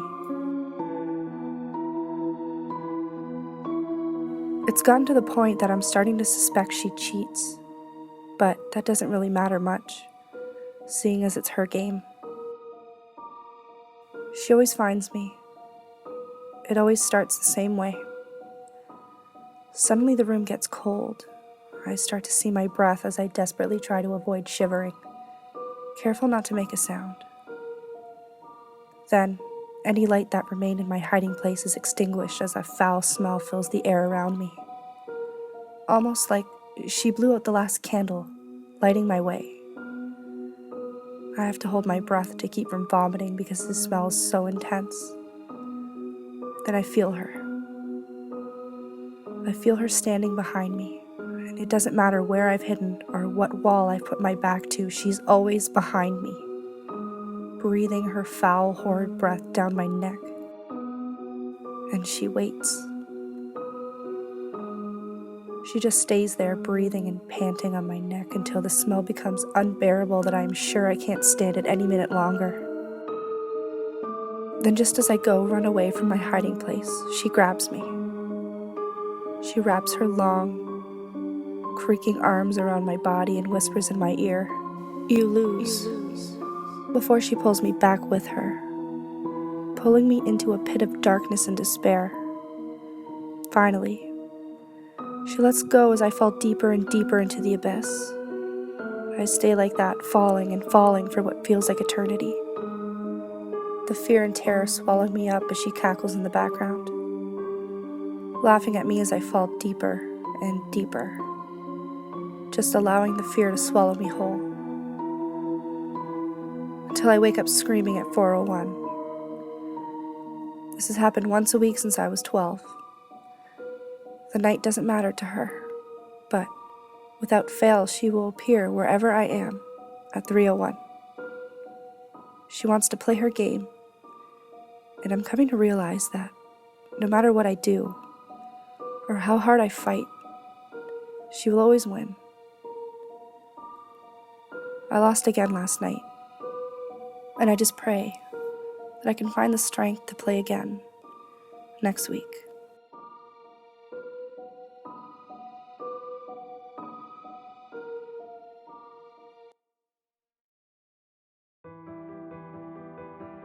Because I love you, I will follow you wherever the world takes you. Because I love you, I will be with you forever, always. Because I love you, no one will ever have as much significance as I do in your life. Because I love you, there will be no days without my sunlight. Because I love you, I'll be with you day and night. Because I love you, I'll protect you from anyone who comes your way. Because I love you, I will text you, sometimes more than 20 times a day. Because I love you, you won't support anyone without me. Because I love you, I am your best friend. Because I love you, I am your only friend. Because I love you, I will always check your posts. Because I love you, I'll make sure I'm the one you talk to the most. This Rachel person, delete. This Emily person, delete. This Cassie person, delete. Because I love you, you should hang out with me instead of your friends. Because I love you, the only nights out you have are with me. Because I love you, I'm the only person you'll ever see. Because I love you, you better be home on time from work and not a second late. Because I love you, I've kept track of what you ate. Because I love you, you won't make any excuses to leave me alone. Because I love you, this Robert person, delete. This Alex person, delete. This Adam person, delete. Because I love you, I will kill anyone who has hurt you. Because I love you, I will never leave you alone. Because I love you, I placed a tracker under your skin. Because I love you, you will not commit a lustful sin. Because I love you, I will always win. Because I love you, I threw all your written dreams and books in a bin. Because I love you, you will not get mad at me. Because I love you, you will thank me for always being there for you and be grateful. Because I love you, we will get married and everyone will enjoy our wedding. Because I love you, I will decide when our honeymoon ends. Because I love you, you will never leave me.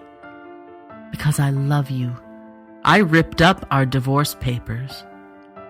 Because I love you, we won't be having any kids to take attention away from me. Because I love you, we will be moving to the city of my choosing. Because I love you, I made your boss give you a promotion.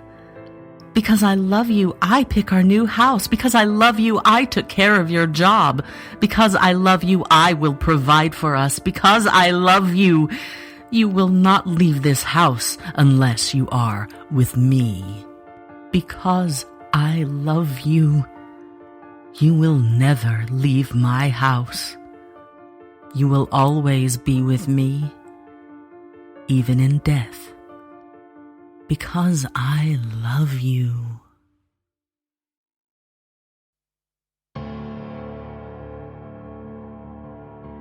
She commandeered the room in the basement of her dorm as soon as she realized she would have to pull an all-nighter in order to prepare for tomorrow's final exam. Her roommate Jenna liked to get to bed early, so she packed up everything she thought she would need and went downstairs to study, and study, and study some more. It was 2 o'clock when she realized that she'd left one of those textbooks upstairs on her bed.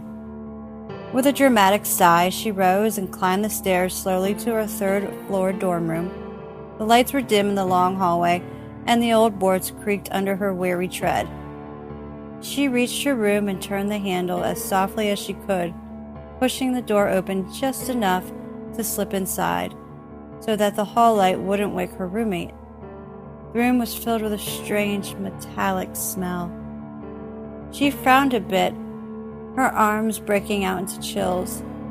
There was a strange feeling of malice in the room, as if a malevolent gaze were fixed upon her. It was a mind trick. The all-nighter was catching up with her. She could hear Jenna breathing on the far side of the room, a heavy sound, almost as if she had been running. Jenna must have picked up a cold during the last tense week before finals. She crept along the wall until she reached her bed, groping around the covers for this stray history textbook.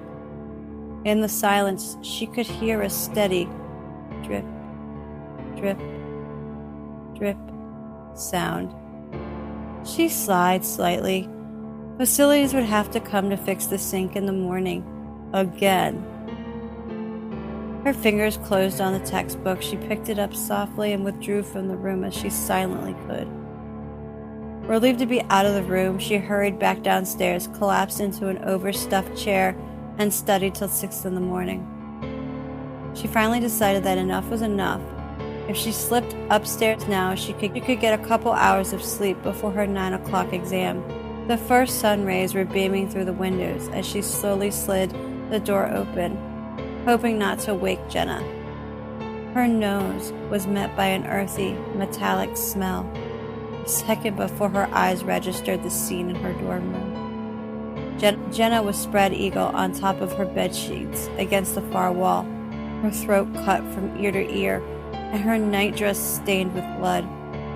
2 drops of blood fell from the saturated blanket with a drip, drip noise that sounded like a leaky ratchet faucet.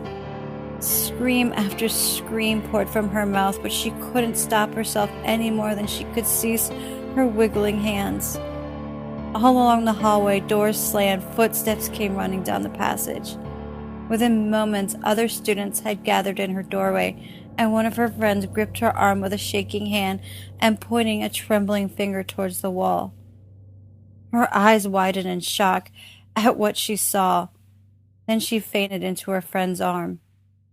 On the wall, above her bed, written in her roommate's blood, were the words, "Aren't you?" It's already been 2 hours since it all happened. My door is currently barricaded by a heavy mahogany dresser I pushed from the foot of my bed, but I know they're still out there. I can hear them screaming and banging on the walls. Thank God the windows have iron bars on them. Letting myself fall on the old armchair, I turned the TV on, surprised my power hasn't been cut. Every channel is covering the same news. Emergency broadcast. The event taking place today, what can only be described as a mass carnage, has currently reached a count of 30 victims. First responders have described the scene as, I don't want to listen to more of it. I turn the TV off and sit on top of the dresser, absent-mindedly dangling my feet off of it. The banging on the door is getting more and more intense. I can feel being jolted with each blow, wondering how many yet before it will give in. I take out my cigarettes from my pocket and light one. As I inhale deeply the smoke, I am terribly aware this will more than likely be the very last one before I die. Because they're coming, and they'll kill me, and I'll be dead just as the others. Why me? I wonder, taking another deep drag of my cigarette that almost falls down from my shaking hand. The loud crash of my windows shattering to pieces violently snaps me back to reality. This time I indeed let my cigarette fall as I quickly jump off the dresser, but I don't even notice it as I direct all my focus on the foreign object that just barged into my room. What the fuck? It looks like a can? I hastily grab my blankets and throw them on the object, which is now leaking some sort of gas, but that doesn't work. I start coughing violently. I can feel my lungs burning for the lack of oxygen and my eyes tearing up. After one last bang against the door, silence falls, and all I hear is an acute tinnitus. The gas is filling the room. Feeling weaker by the second, my knees give in and I fall on the hard concrete floor just as they make their way through the door, pushing my once defensive dresser out of the way. This is not the way I wanted to go. I can see the first one of them mouthing the words, "Don't move." With my last breath, I laugh, wondering who. Of course, I couldn't keep her sated with cheap thrills forever. I wrote for her, book after book after book. Nada. She wasn't feeling it anymore. She wanted me to do new things, different things. She promised to get me the materials to get started right away. Of course, I couldn't keep trusting this woman forever. She's clearly got a screw loose. For sure. I was brought a variety of ropes and knives, various blades and other dangerous items. I was also brought a child. Of course, I couldn't keep her waiting forever. She sat there, popcorn bowl in hand, expecting me to take it from there. The little girl, not much more than 6 or 7, struggled in her bonds. Given the woman's calm expression, For generations, my village has fed the beast. As far back as my grandparents' stories have been told of the sacrifice we must make, of the price we must pay to sate him. For generations, a newborn, not even a year old, was left in the cold, in the snow among the trees, as an offering to the beast. The stories claimed a creature coated in black scales would walk up and scoop the babe into its thick, muscular arms and take it deeper into the woods. The baby was never seen again. No one alive had actually seen it, of course. We were told to leave the baby as an offering and walk away, as were our parents. As were our parents' parents. That to stay and watch would ensure we would be taken along with the baby. The elders said feeding the beast kept a worse fate from befalling the village. That before we fed the beast, many more died. The forest was thick and filled with creatures of the night.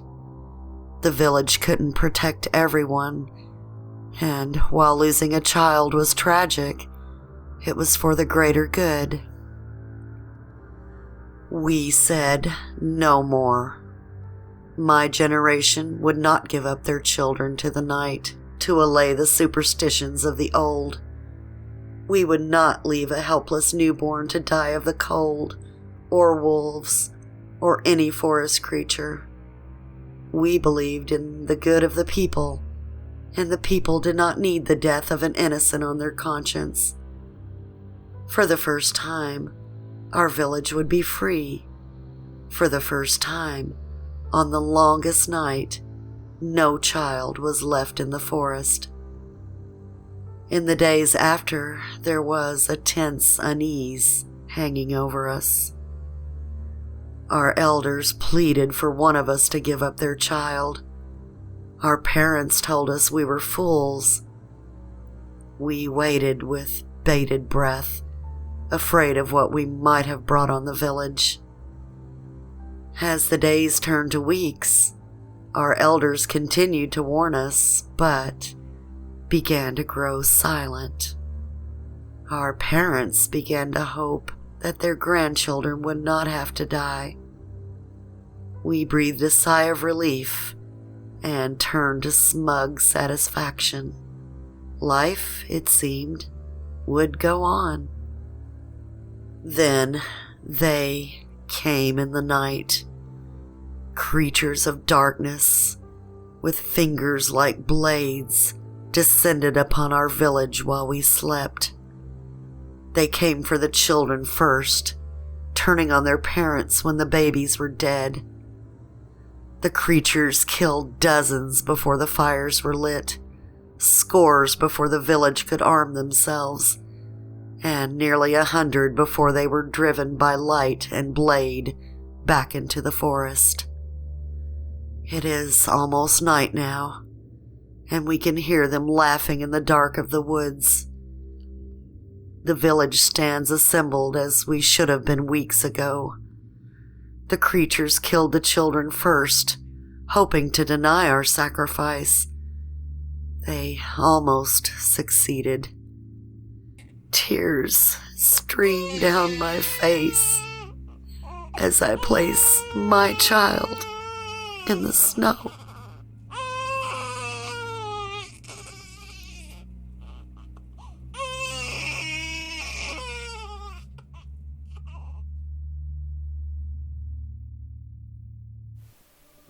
The girl.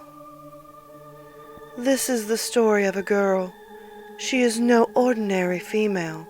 However, she is, at first glance, the most beautiful and attractive girl you will have ever met in your life. She has every trait a man could ever want. She has a magnificent body, a wonderful personality, and an unbeatable sense of humor, a kind heart, and she's extremely intelligent. There is but one way to make this girl yours, and you must follow these instructions exactly. It may seem a simple task, but it is far more treacherous than any tall, anorexic man with a complexion condition you may ever come to face in the woods, or any pale-faced, 17-year-old joker fanatic you could ever have the privilege of seeing at the foot of your bed. No, this girl is much different. There are 8 steps you must follow precisely to make this girl yours. So precisely, in fact, that I would advise you to take this with you when attempting the trial. 1. Make sure it's her. You don't want to be performing some mystical trials you found on the internet to some random chick you thought was hot. She often roams outside flower shops, jewelry stores, and beauty salons, mocking those earthly and mortal possessions that will never be as valuable or as fair as she. This girl will appear, as I stated before. She changes with every man or woman. To whomever she meets, she will be the most attractive person that individual could ever dream of. Upon approaching said woman, even her age will change to match the exact date, hour, and second of your own. Aphrodite herself wields no chance of competition. She will be wearing, regardless of the season, a light blue, loose long-sleeve shirt. She will have on black skinny jeans, The clothing does not have a brand. She is wearing 2 diamond earrings and a bracelet with several colored pearl cubes on the loop. Every cube is a different color. Number 2. Approach her confidently. This is crucial, and I don't mean that as in, you'll frickin' die if you don't. But she may wave you off. All women like a confident man, especially the perfect ones. When you get to her, provided that you look confident, not a weirdo confident, but enough, she will simply look at you and await your first words. You must utter this sentence exactly. I have come to earn the perfect partner. Does she accept my trial? If she does, she will simply state, the trial has been accepted. It shall begin at your local favorite restaurant at 8 p.m. If she does not, she'll just reject you. If you are rejected, you will never see the girl awaiting outside any store ever again. She will leave your life completely, because although you thought you had chosen to interact with her, it was really she who had chosen you. You will, in turn, spend the rest of your life seeing every other girl as nowhere in comparison. You will live an existence of regret, depression, and self-destruction. Number 3. First date. You must arrive at the restaurant by 8 p.m. or you will never see her again. Don't worry about reservations or anything. They are already placed. When you see her, be casual, be confident, and be friendly. It wouldn't hurt to look good either. Don't worry about the mystical talk anymore. Everything from now on will be as if she was just a normal date, aside from a few exceptions later on. Be casual, be funny, be considerate, be happy, and above all, be charming. Have fun, but above all, do not make her sad. To know how to get around this, ask her, what elements of this world bring your soul to pain? She will list you everything that makes her unhappy, angry, sad, depressed, and just plain not happy. For the next 9 dates, you will need to know these. Feel free to list them as she tells you. It is crucial you don't make her upset. If you do, at any point, skip to the end of my list. Number 4. You will have set up a second date by the end of the first one. If you didn't, then you have wronged the mythical girl, because this one will have set a second date. Do the same at the first. Just have fun. You may have noticed by now that she never seems to smile. She may smirk, but she never smiles. She even seems to laugh without smiling. This comes into play later. After the date is when things are at the make or break point. She will tell you this. The time is right. Commit to me. She will then walk away as if nothing happened. Do not follow her. You must get back to your own living quarters as quickly as possible. When you get inside, you will find a book and a vial full of clear liquid. Take these to a window where the moon is visible. Open the book. It will be full of pictures of the girl. In every photo, she will look sad and depressed. If you look closely, you should see a small pearl trinkets, much like the ones on her bracelet sitting next to her in the pictures. At the back of the book will be a photograph of the girl wearing what she was on the day you first talked to her. She will look neutral, not sad, nor happy, but neutral. Open the vial of the clear liquid on that picture. Drop 1 drop of the liquid from your fingertip onto where the girl's heart is. Then take another drop and place it on your chest where your heart is. You must then douse the window with the rest of the liquid while the moon shines through. Make a circle with the liquid with the moon at the center and stand in front of it. You must then say, I commit myself to the perfection and the perfection to me. Let the bond commence. A single beam of moonlight will shoot through the window and hit you in the chest. As you fall backwards, you may feel a slight sting as the liquid drops literally absorb into your heart. The liquid on the picture will also absorb. If you go back to the picture now, you will notice that you are standing beside her in some generic cute couple pose. she will still seem neutral, but as long as you complete step 5, that will not stay for very long. Number 5. You will receive a call on your cell phone sometime in the next week. It will be her. Her contact will be listed as whatever name you find most desirable. The number she calls you from will be 1. That is it. She will ask you if she can come over and watch a movie. Obviously, you say yes. When she arrives, you will be greeted upon opening your door with a smile that could stop time, level mountains, extinguish the sun, set Antarctica on fire, end civilizations, and create world peace all the same day. It will be the most beautiful smile you will have ever seen in your life. Your soul will be filled with so much happiness that you will feel faint or intoxicated. You, yourself, will not be able to stop smiling in return. You will, to put it in simple terms, absolutely love her. Eventually, this will be interrupted by 4 simple words. Can I come in? You then go about watching the movie, maybe make some snacks. At the end of the movie, she will get up and go for the door. Before she leaves, ask her, was the bond accepted?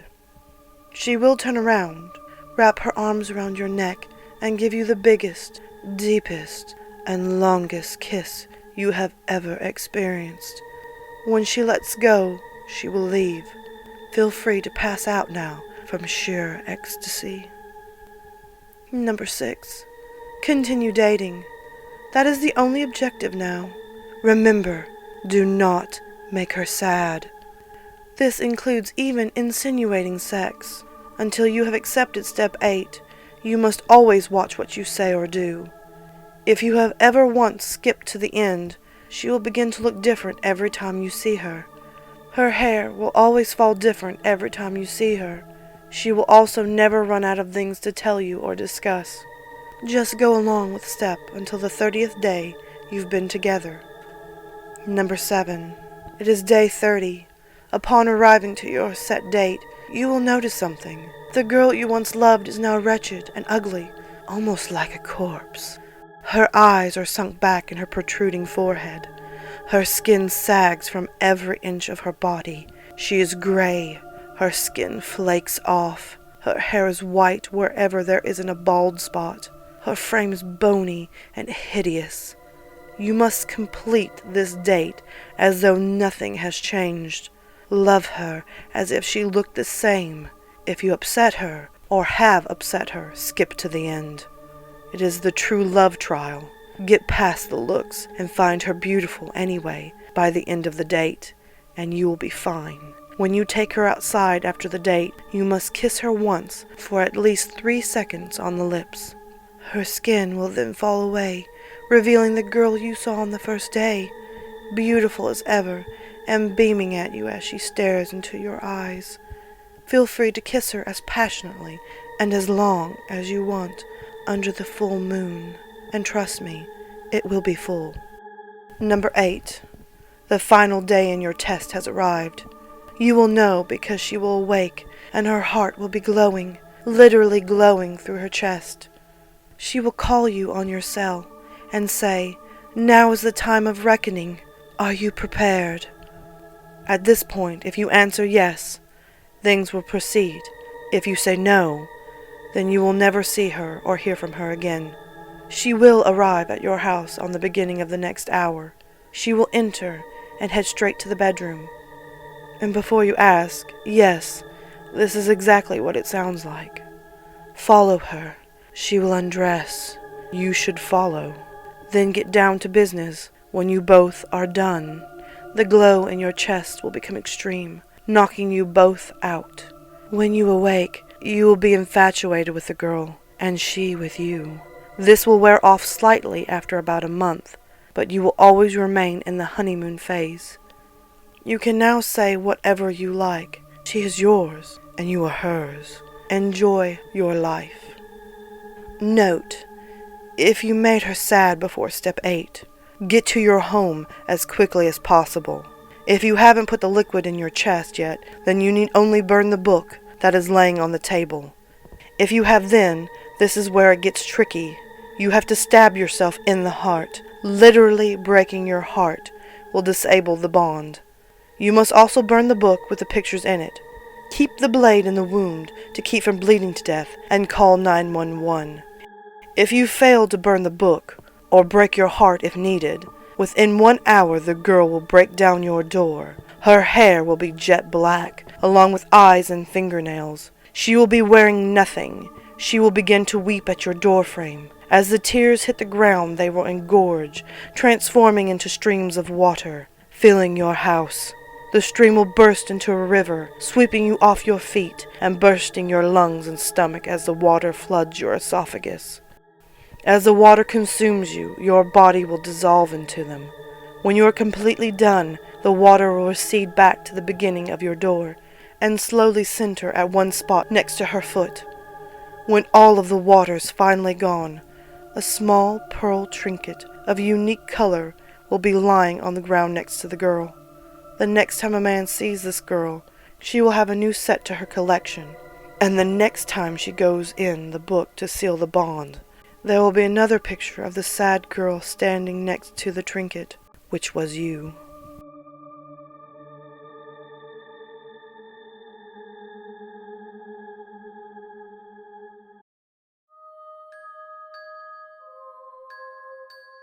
Proud Mary by Hack Shuck. Everywhere I go today, I can't escape the song Proud Mary by Creedence Clearwater Revival. I shouldn't complain, as it's always been my favorite song. My earliest memory is of the time I clambered up on stage at my aunt's wedding and sang a semi-accurate version into a microphone, whilst everyone clapped along. My mom even named me Mary after the song, so I guess it was my destiny. I keep running into my mom today, too. I had a free day, and I spent it wandering around my local shopping center, which is pretty typical, with a cinema, bowling alley, and the usual chain restaurants. I heard the song in the cinema foyer I passed. It was being used in the trailer for some dumb biopic. My mom was sitting in a generic coffee place opposite, on her own, smiling but looking anxious. And through the open door, from a radio behind the counter, I could just make out Proud Mary playing softly. I thought back to when I finished runner-up in my high school talent contest, singing a Tina Turner-esque version of the song. My one moment of almost glory. Whenever I went into a bar, I headed straight for the jukebox. My friends got pretty sick of it, not me. I didn't go for coffee. I just kept walking, following my feet and reminiscing. Every major incident over my life seemed linked to that song. Cover versions are good, since it's one of those songs you can't really screw up.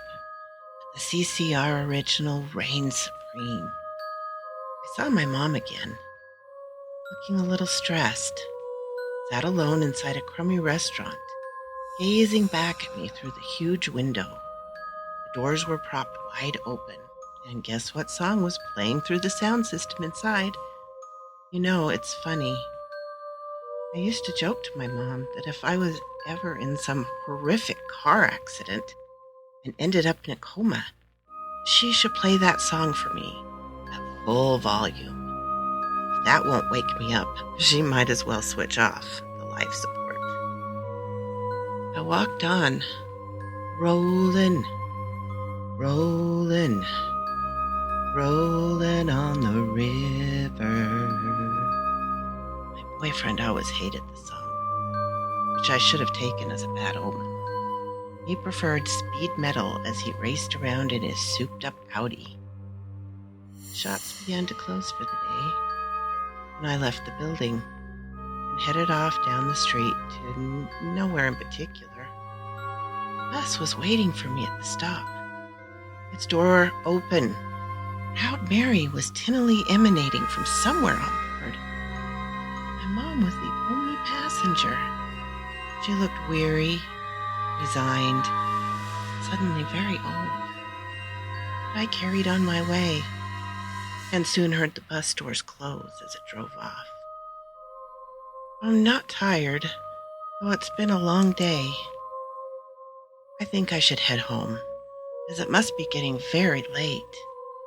There's no one else around, and the sky is growing suddenly very dark.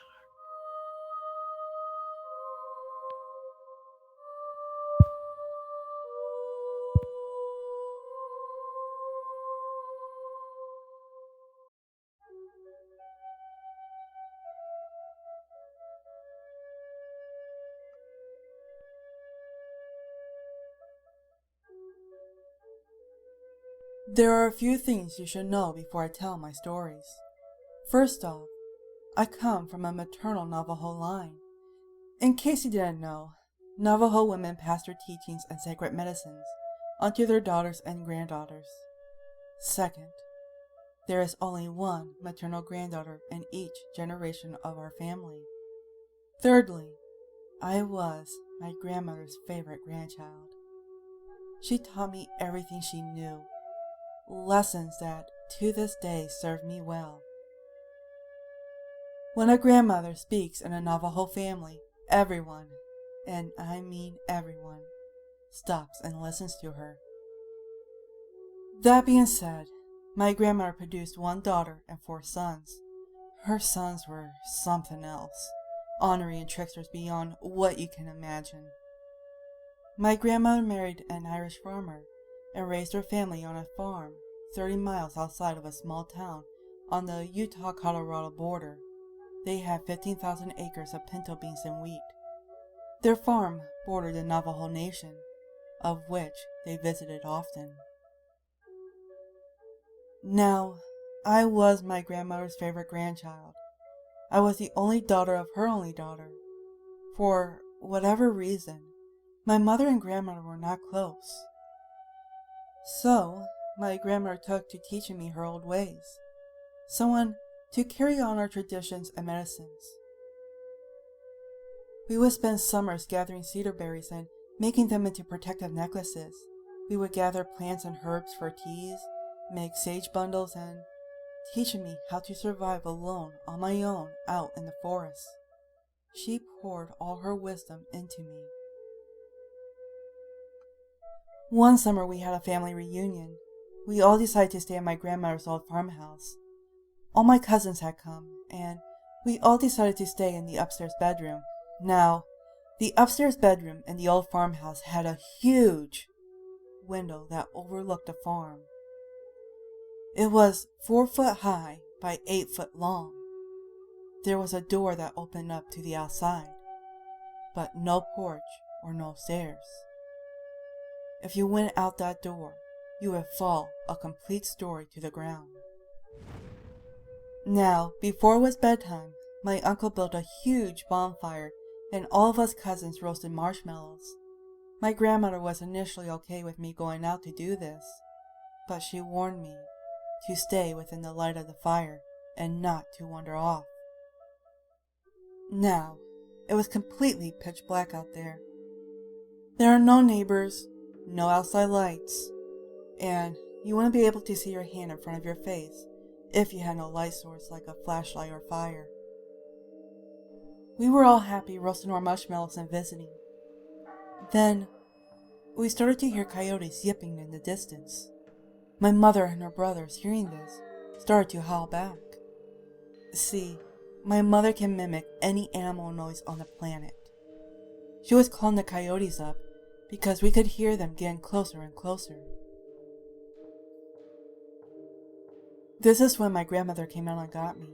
She shushed my mother and her brothers, telling them you don't call out things in the night. They kind of just laughed it off, but continued after my grandmother took me inside. She got me ready for bed. I always slept with my grandmother. I knew I was always safe with her. But, this being a special occasion, I wanted to sleep upstairs with my cousins. My grandma tried to discourage me from this, but I wouldn't be swayed. I was too excited. So, My grandmother put my cedar berry necklace on me, and we went upstairs and smudged the room I would be sleeping in. She told me if I heard or saw anything, to run to her room as fast as I could. She also told me not to make noises and to be quiet and go straight to sleep. Now, my cousins and I were all set in beds for the night, and we were giggling and talking. I reminded them of what Grandma had told me. We shouldn't be so loud, for something might hear us. My cousin Jay just laughed it off and said it was just old Indian superstition. He called out and started whistling. This gave me goosebumps.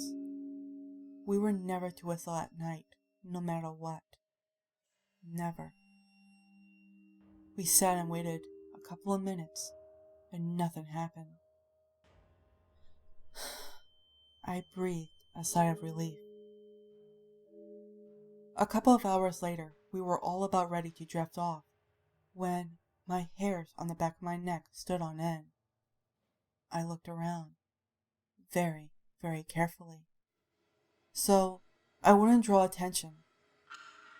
I didn't see anything, but I could sense it. At first, it started quietly. I could hear scratching on the outside of our house. I kept telling myself it was probably just a mountain lion and everything was okay. We were on the second floor, so we were safe. But I still had goosebumps, and my scalp was crawling. I started to hear what sounded like claws softly crawling up the side of the house.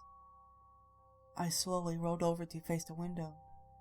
If something was going to come in, I wanted to see it first, so I could be the first one out of there. I should have gotten up right then and gone to Grandma. But I wasn't a particularly scared child. I thought I could handle whatever it was. It was a few minutes later, the door handle on the outside door started to jiggle.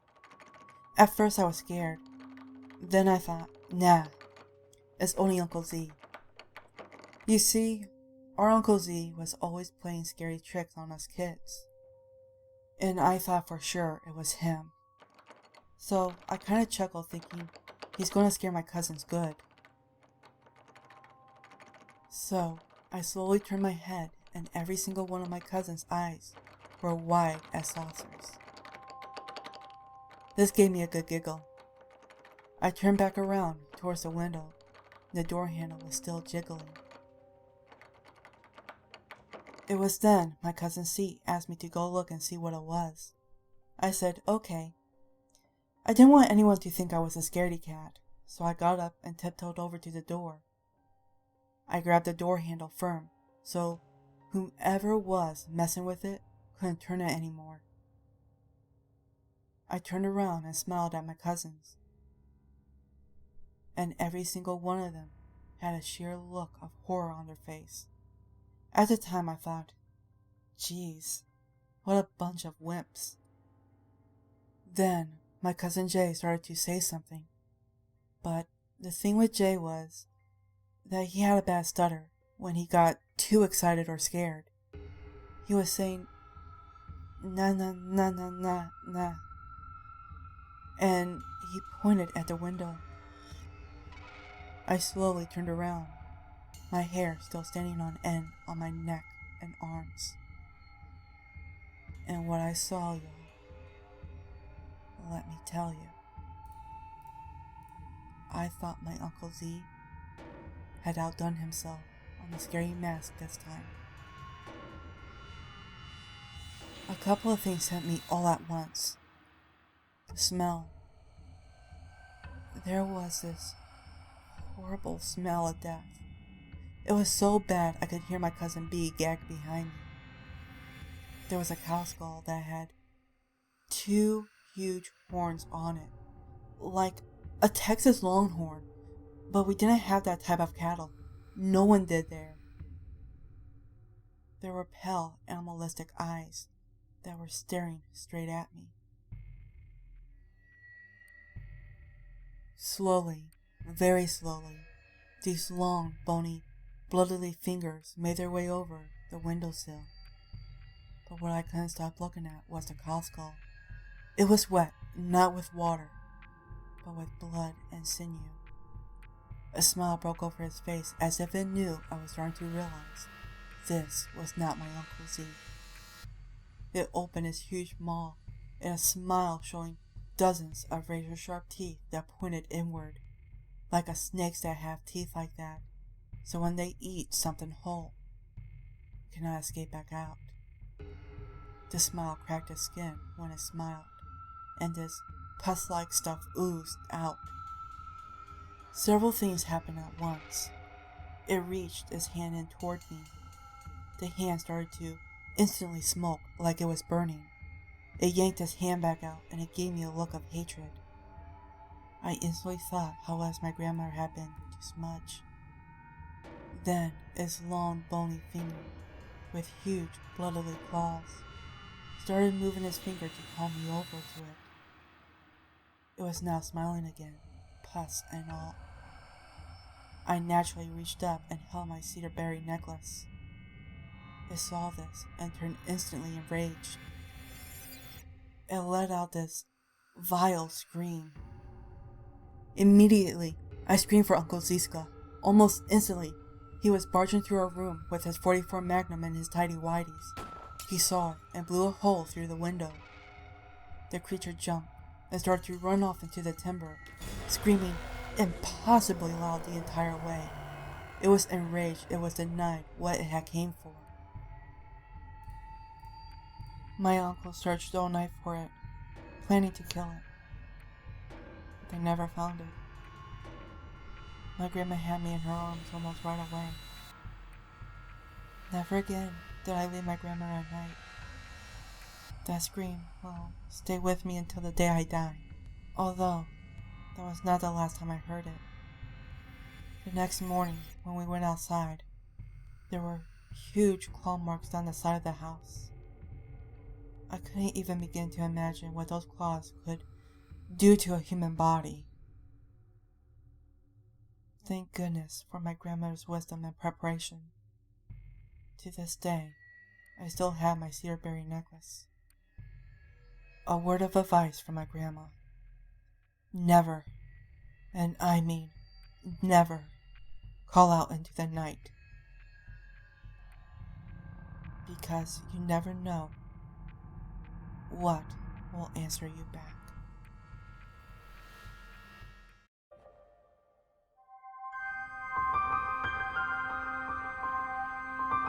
It's in the dustiest books that you may find the best stories.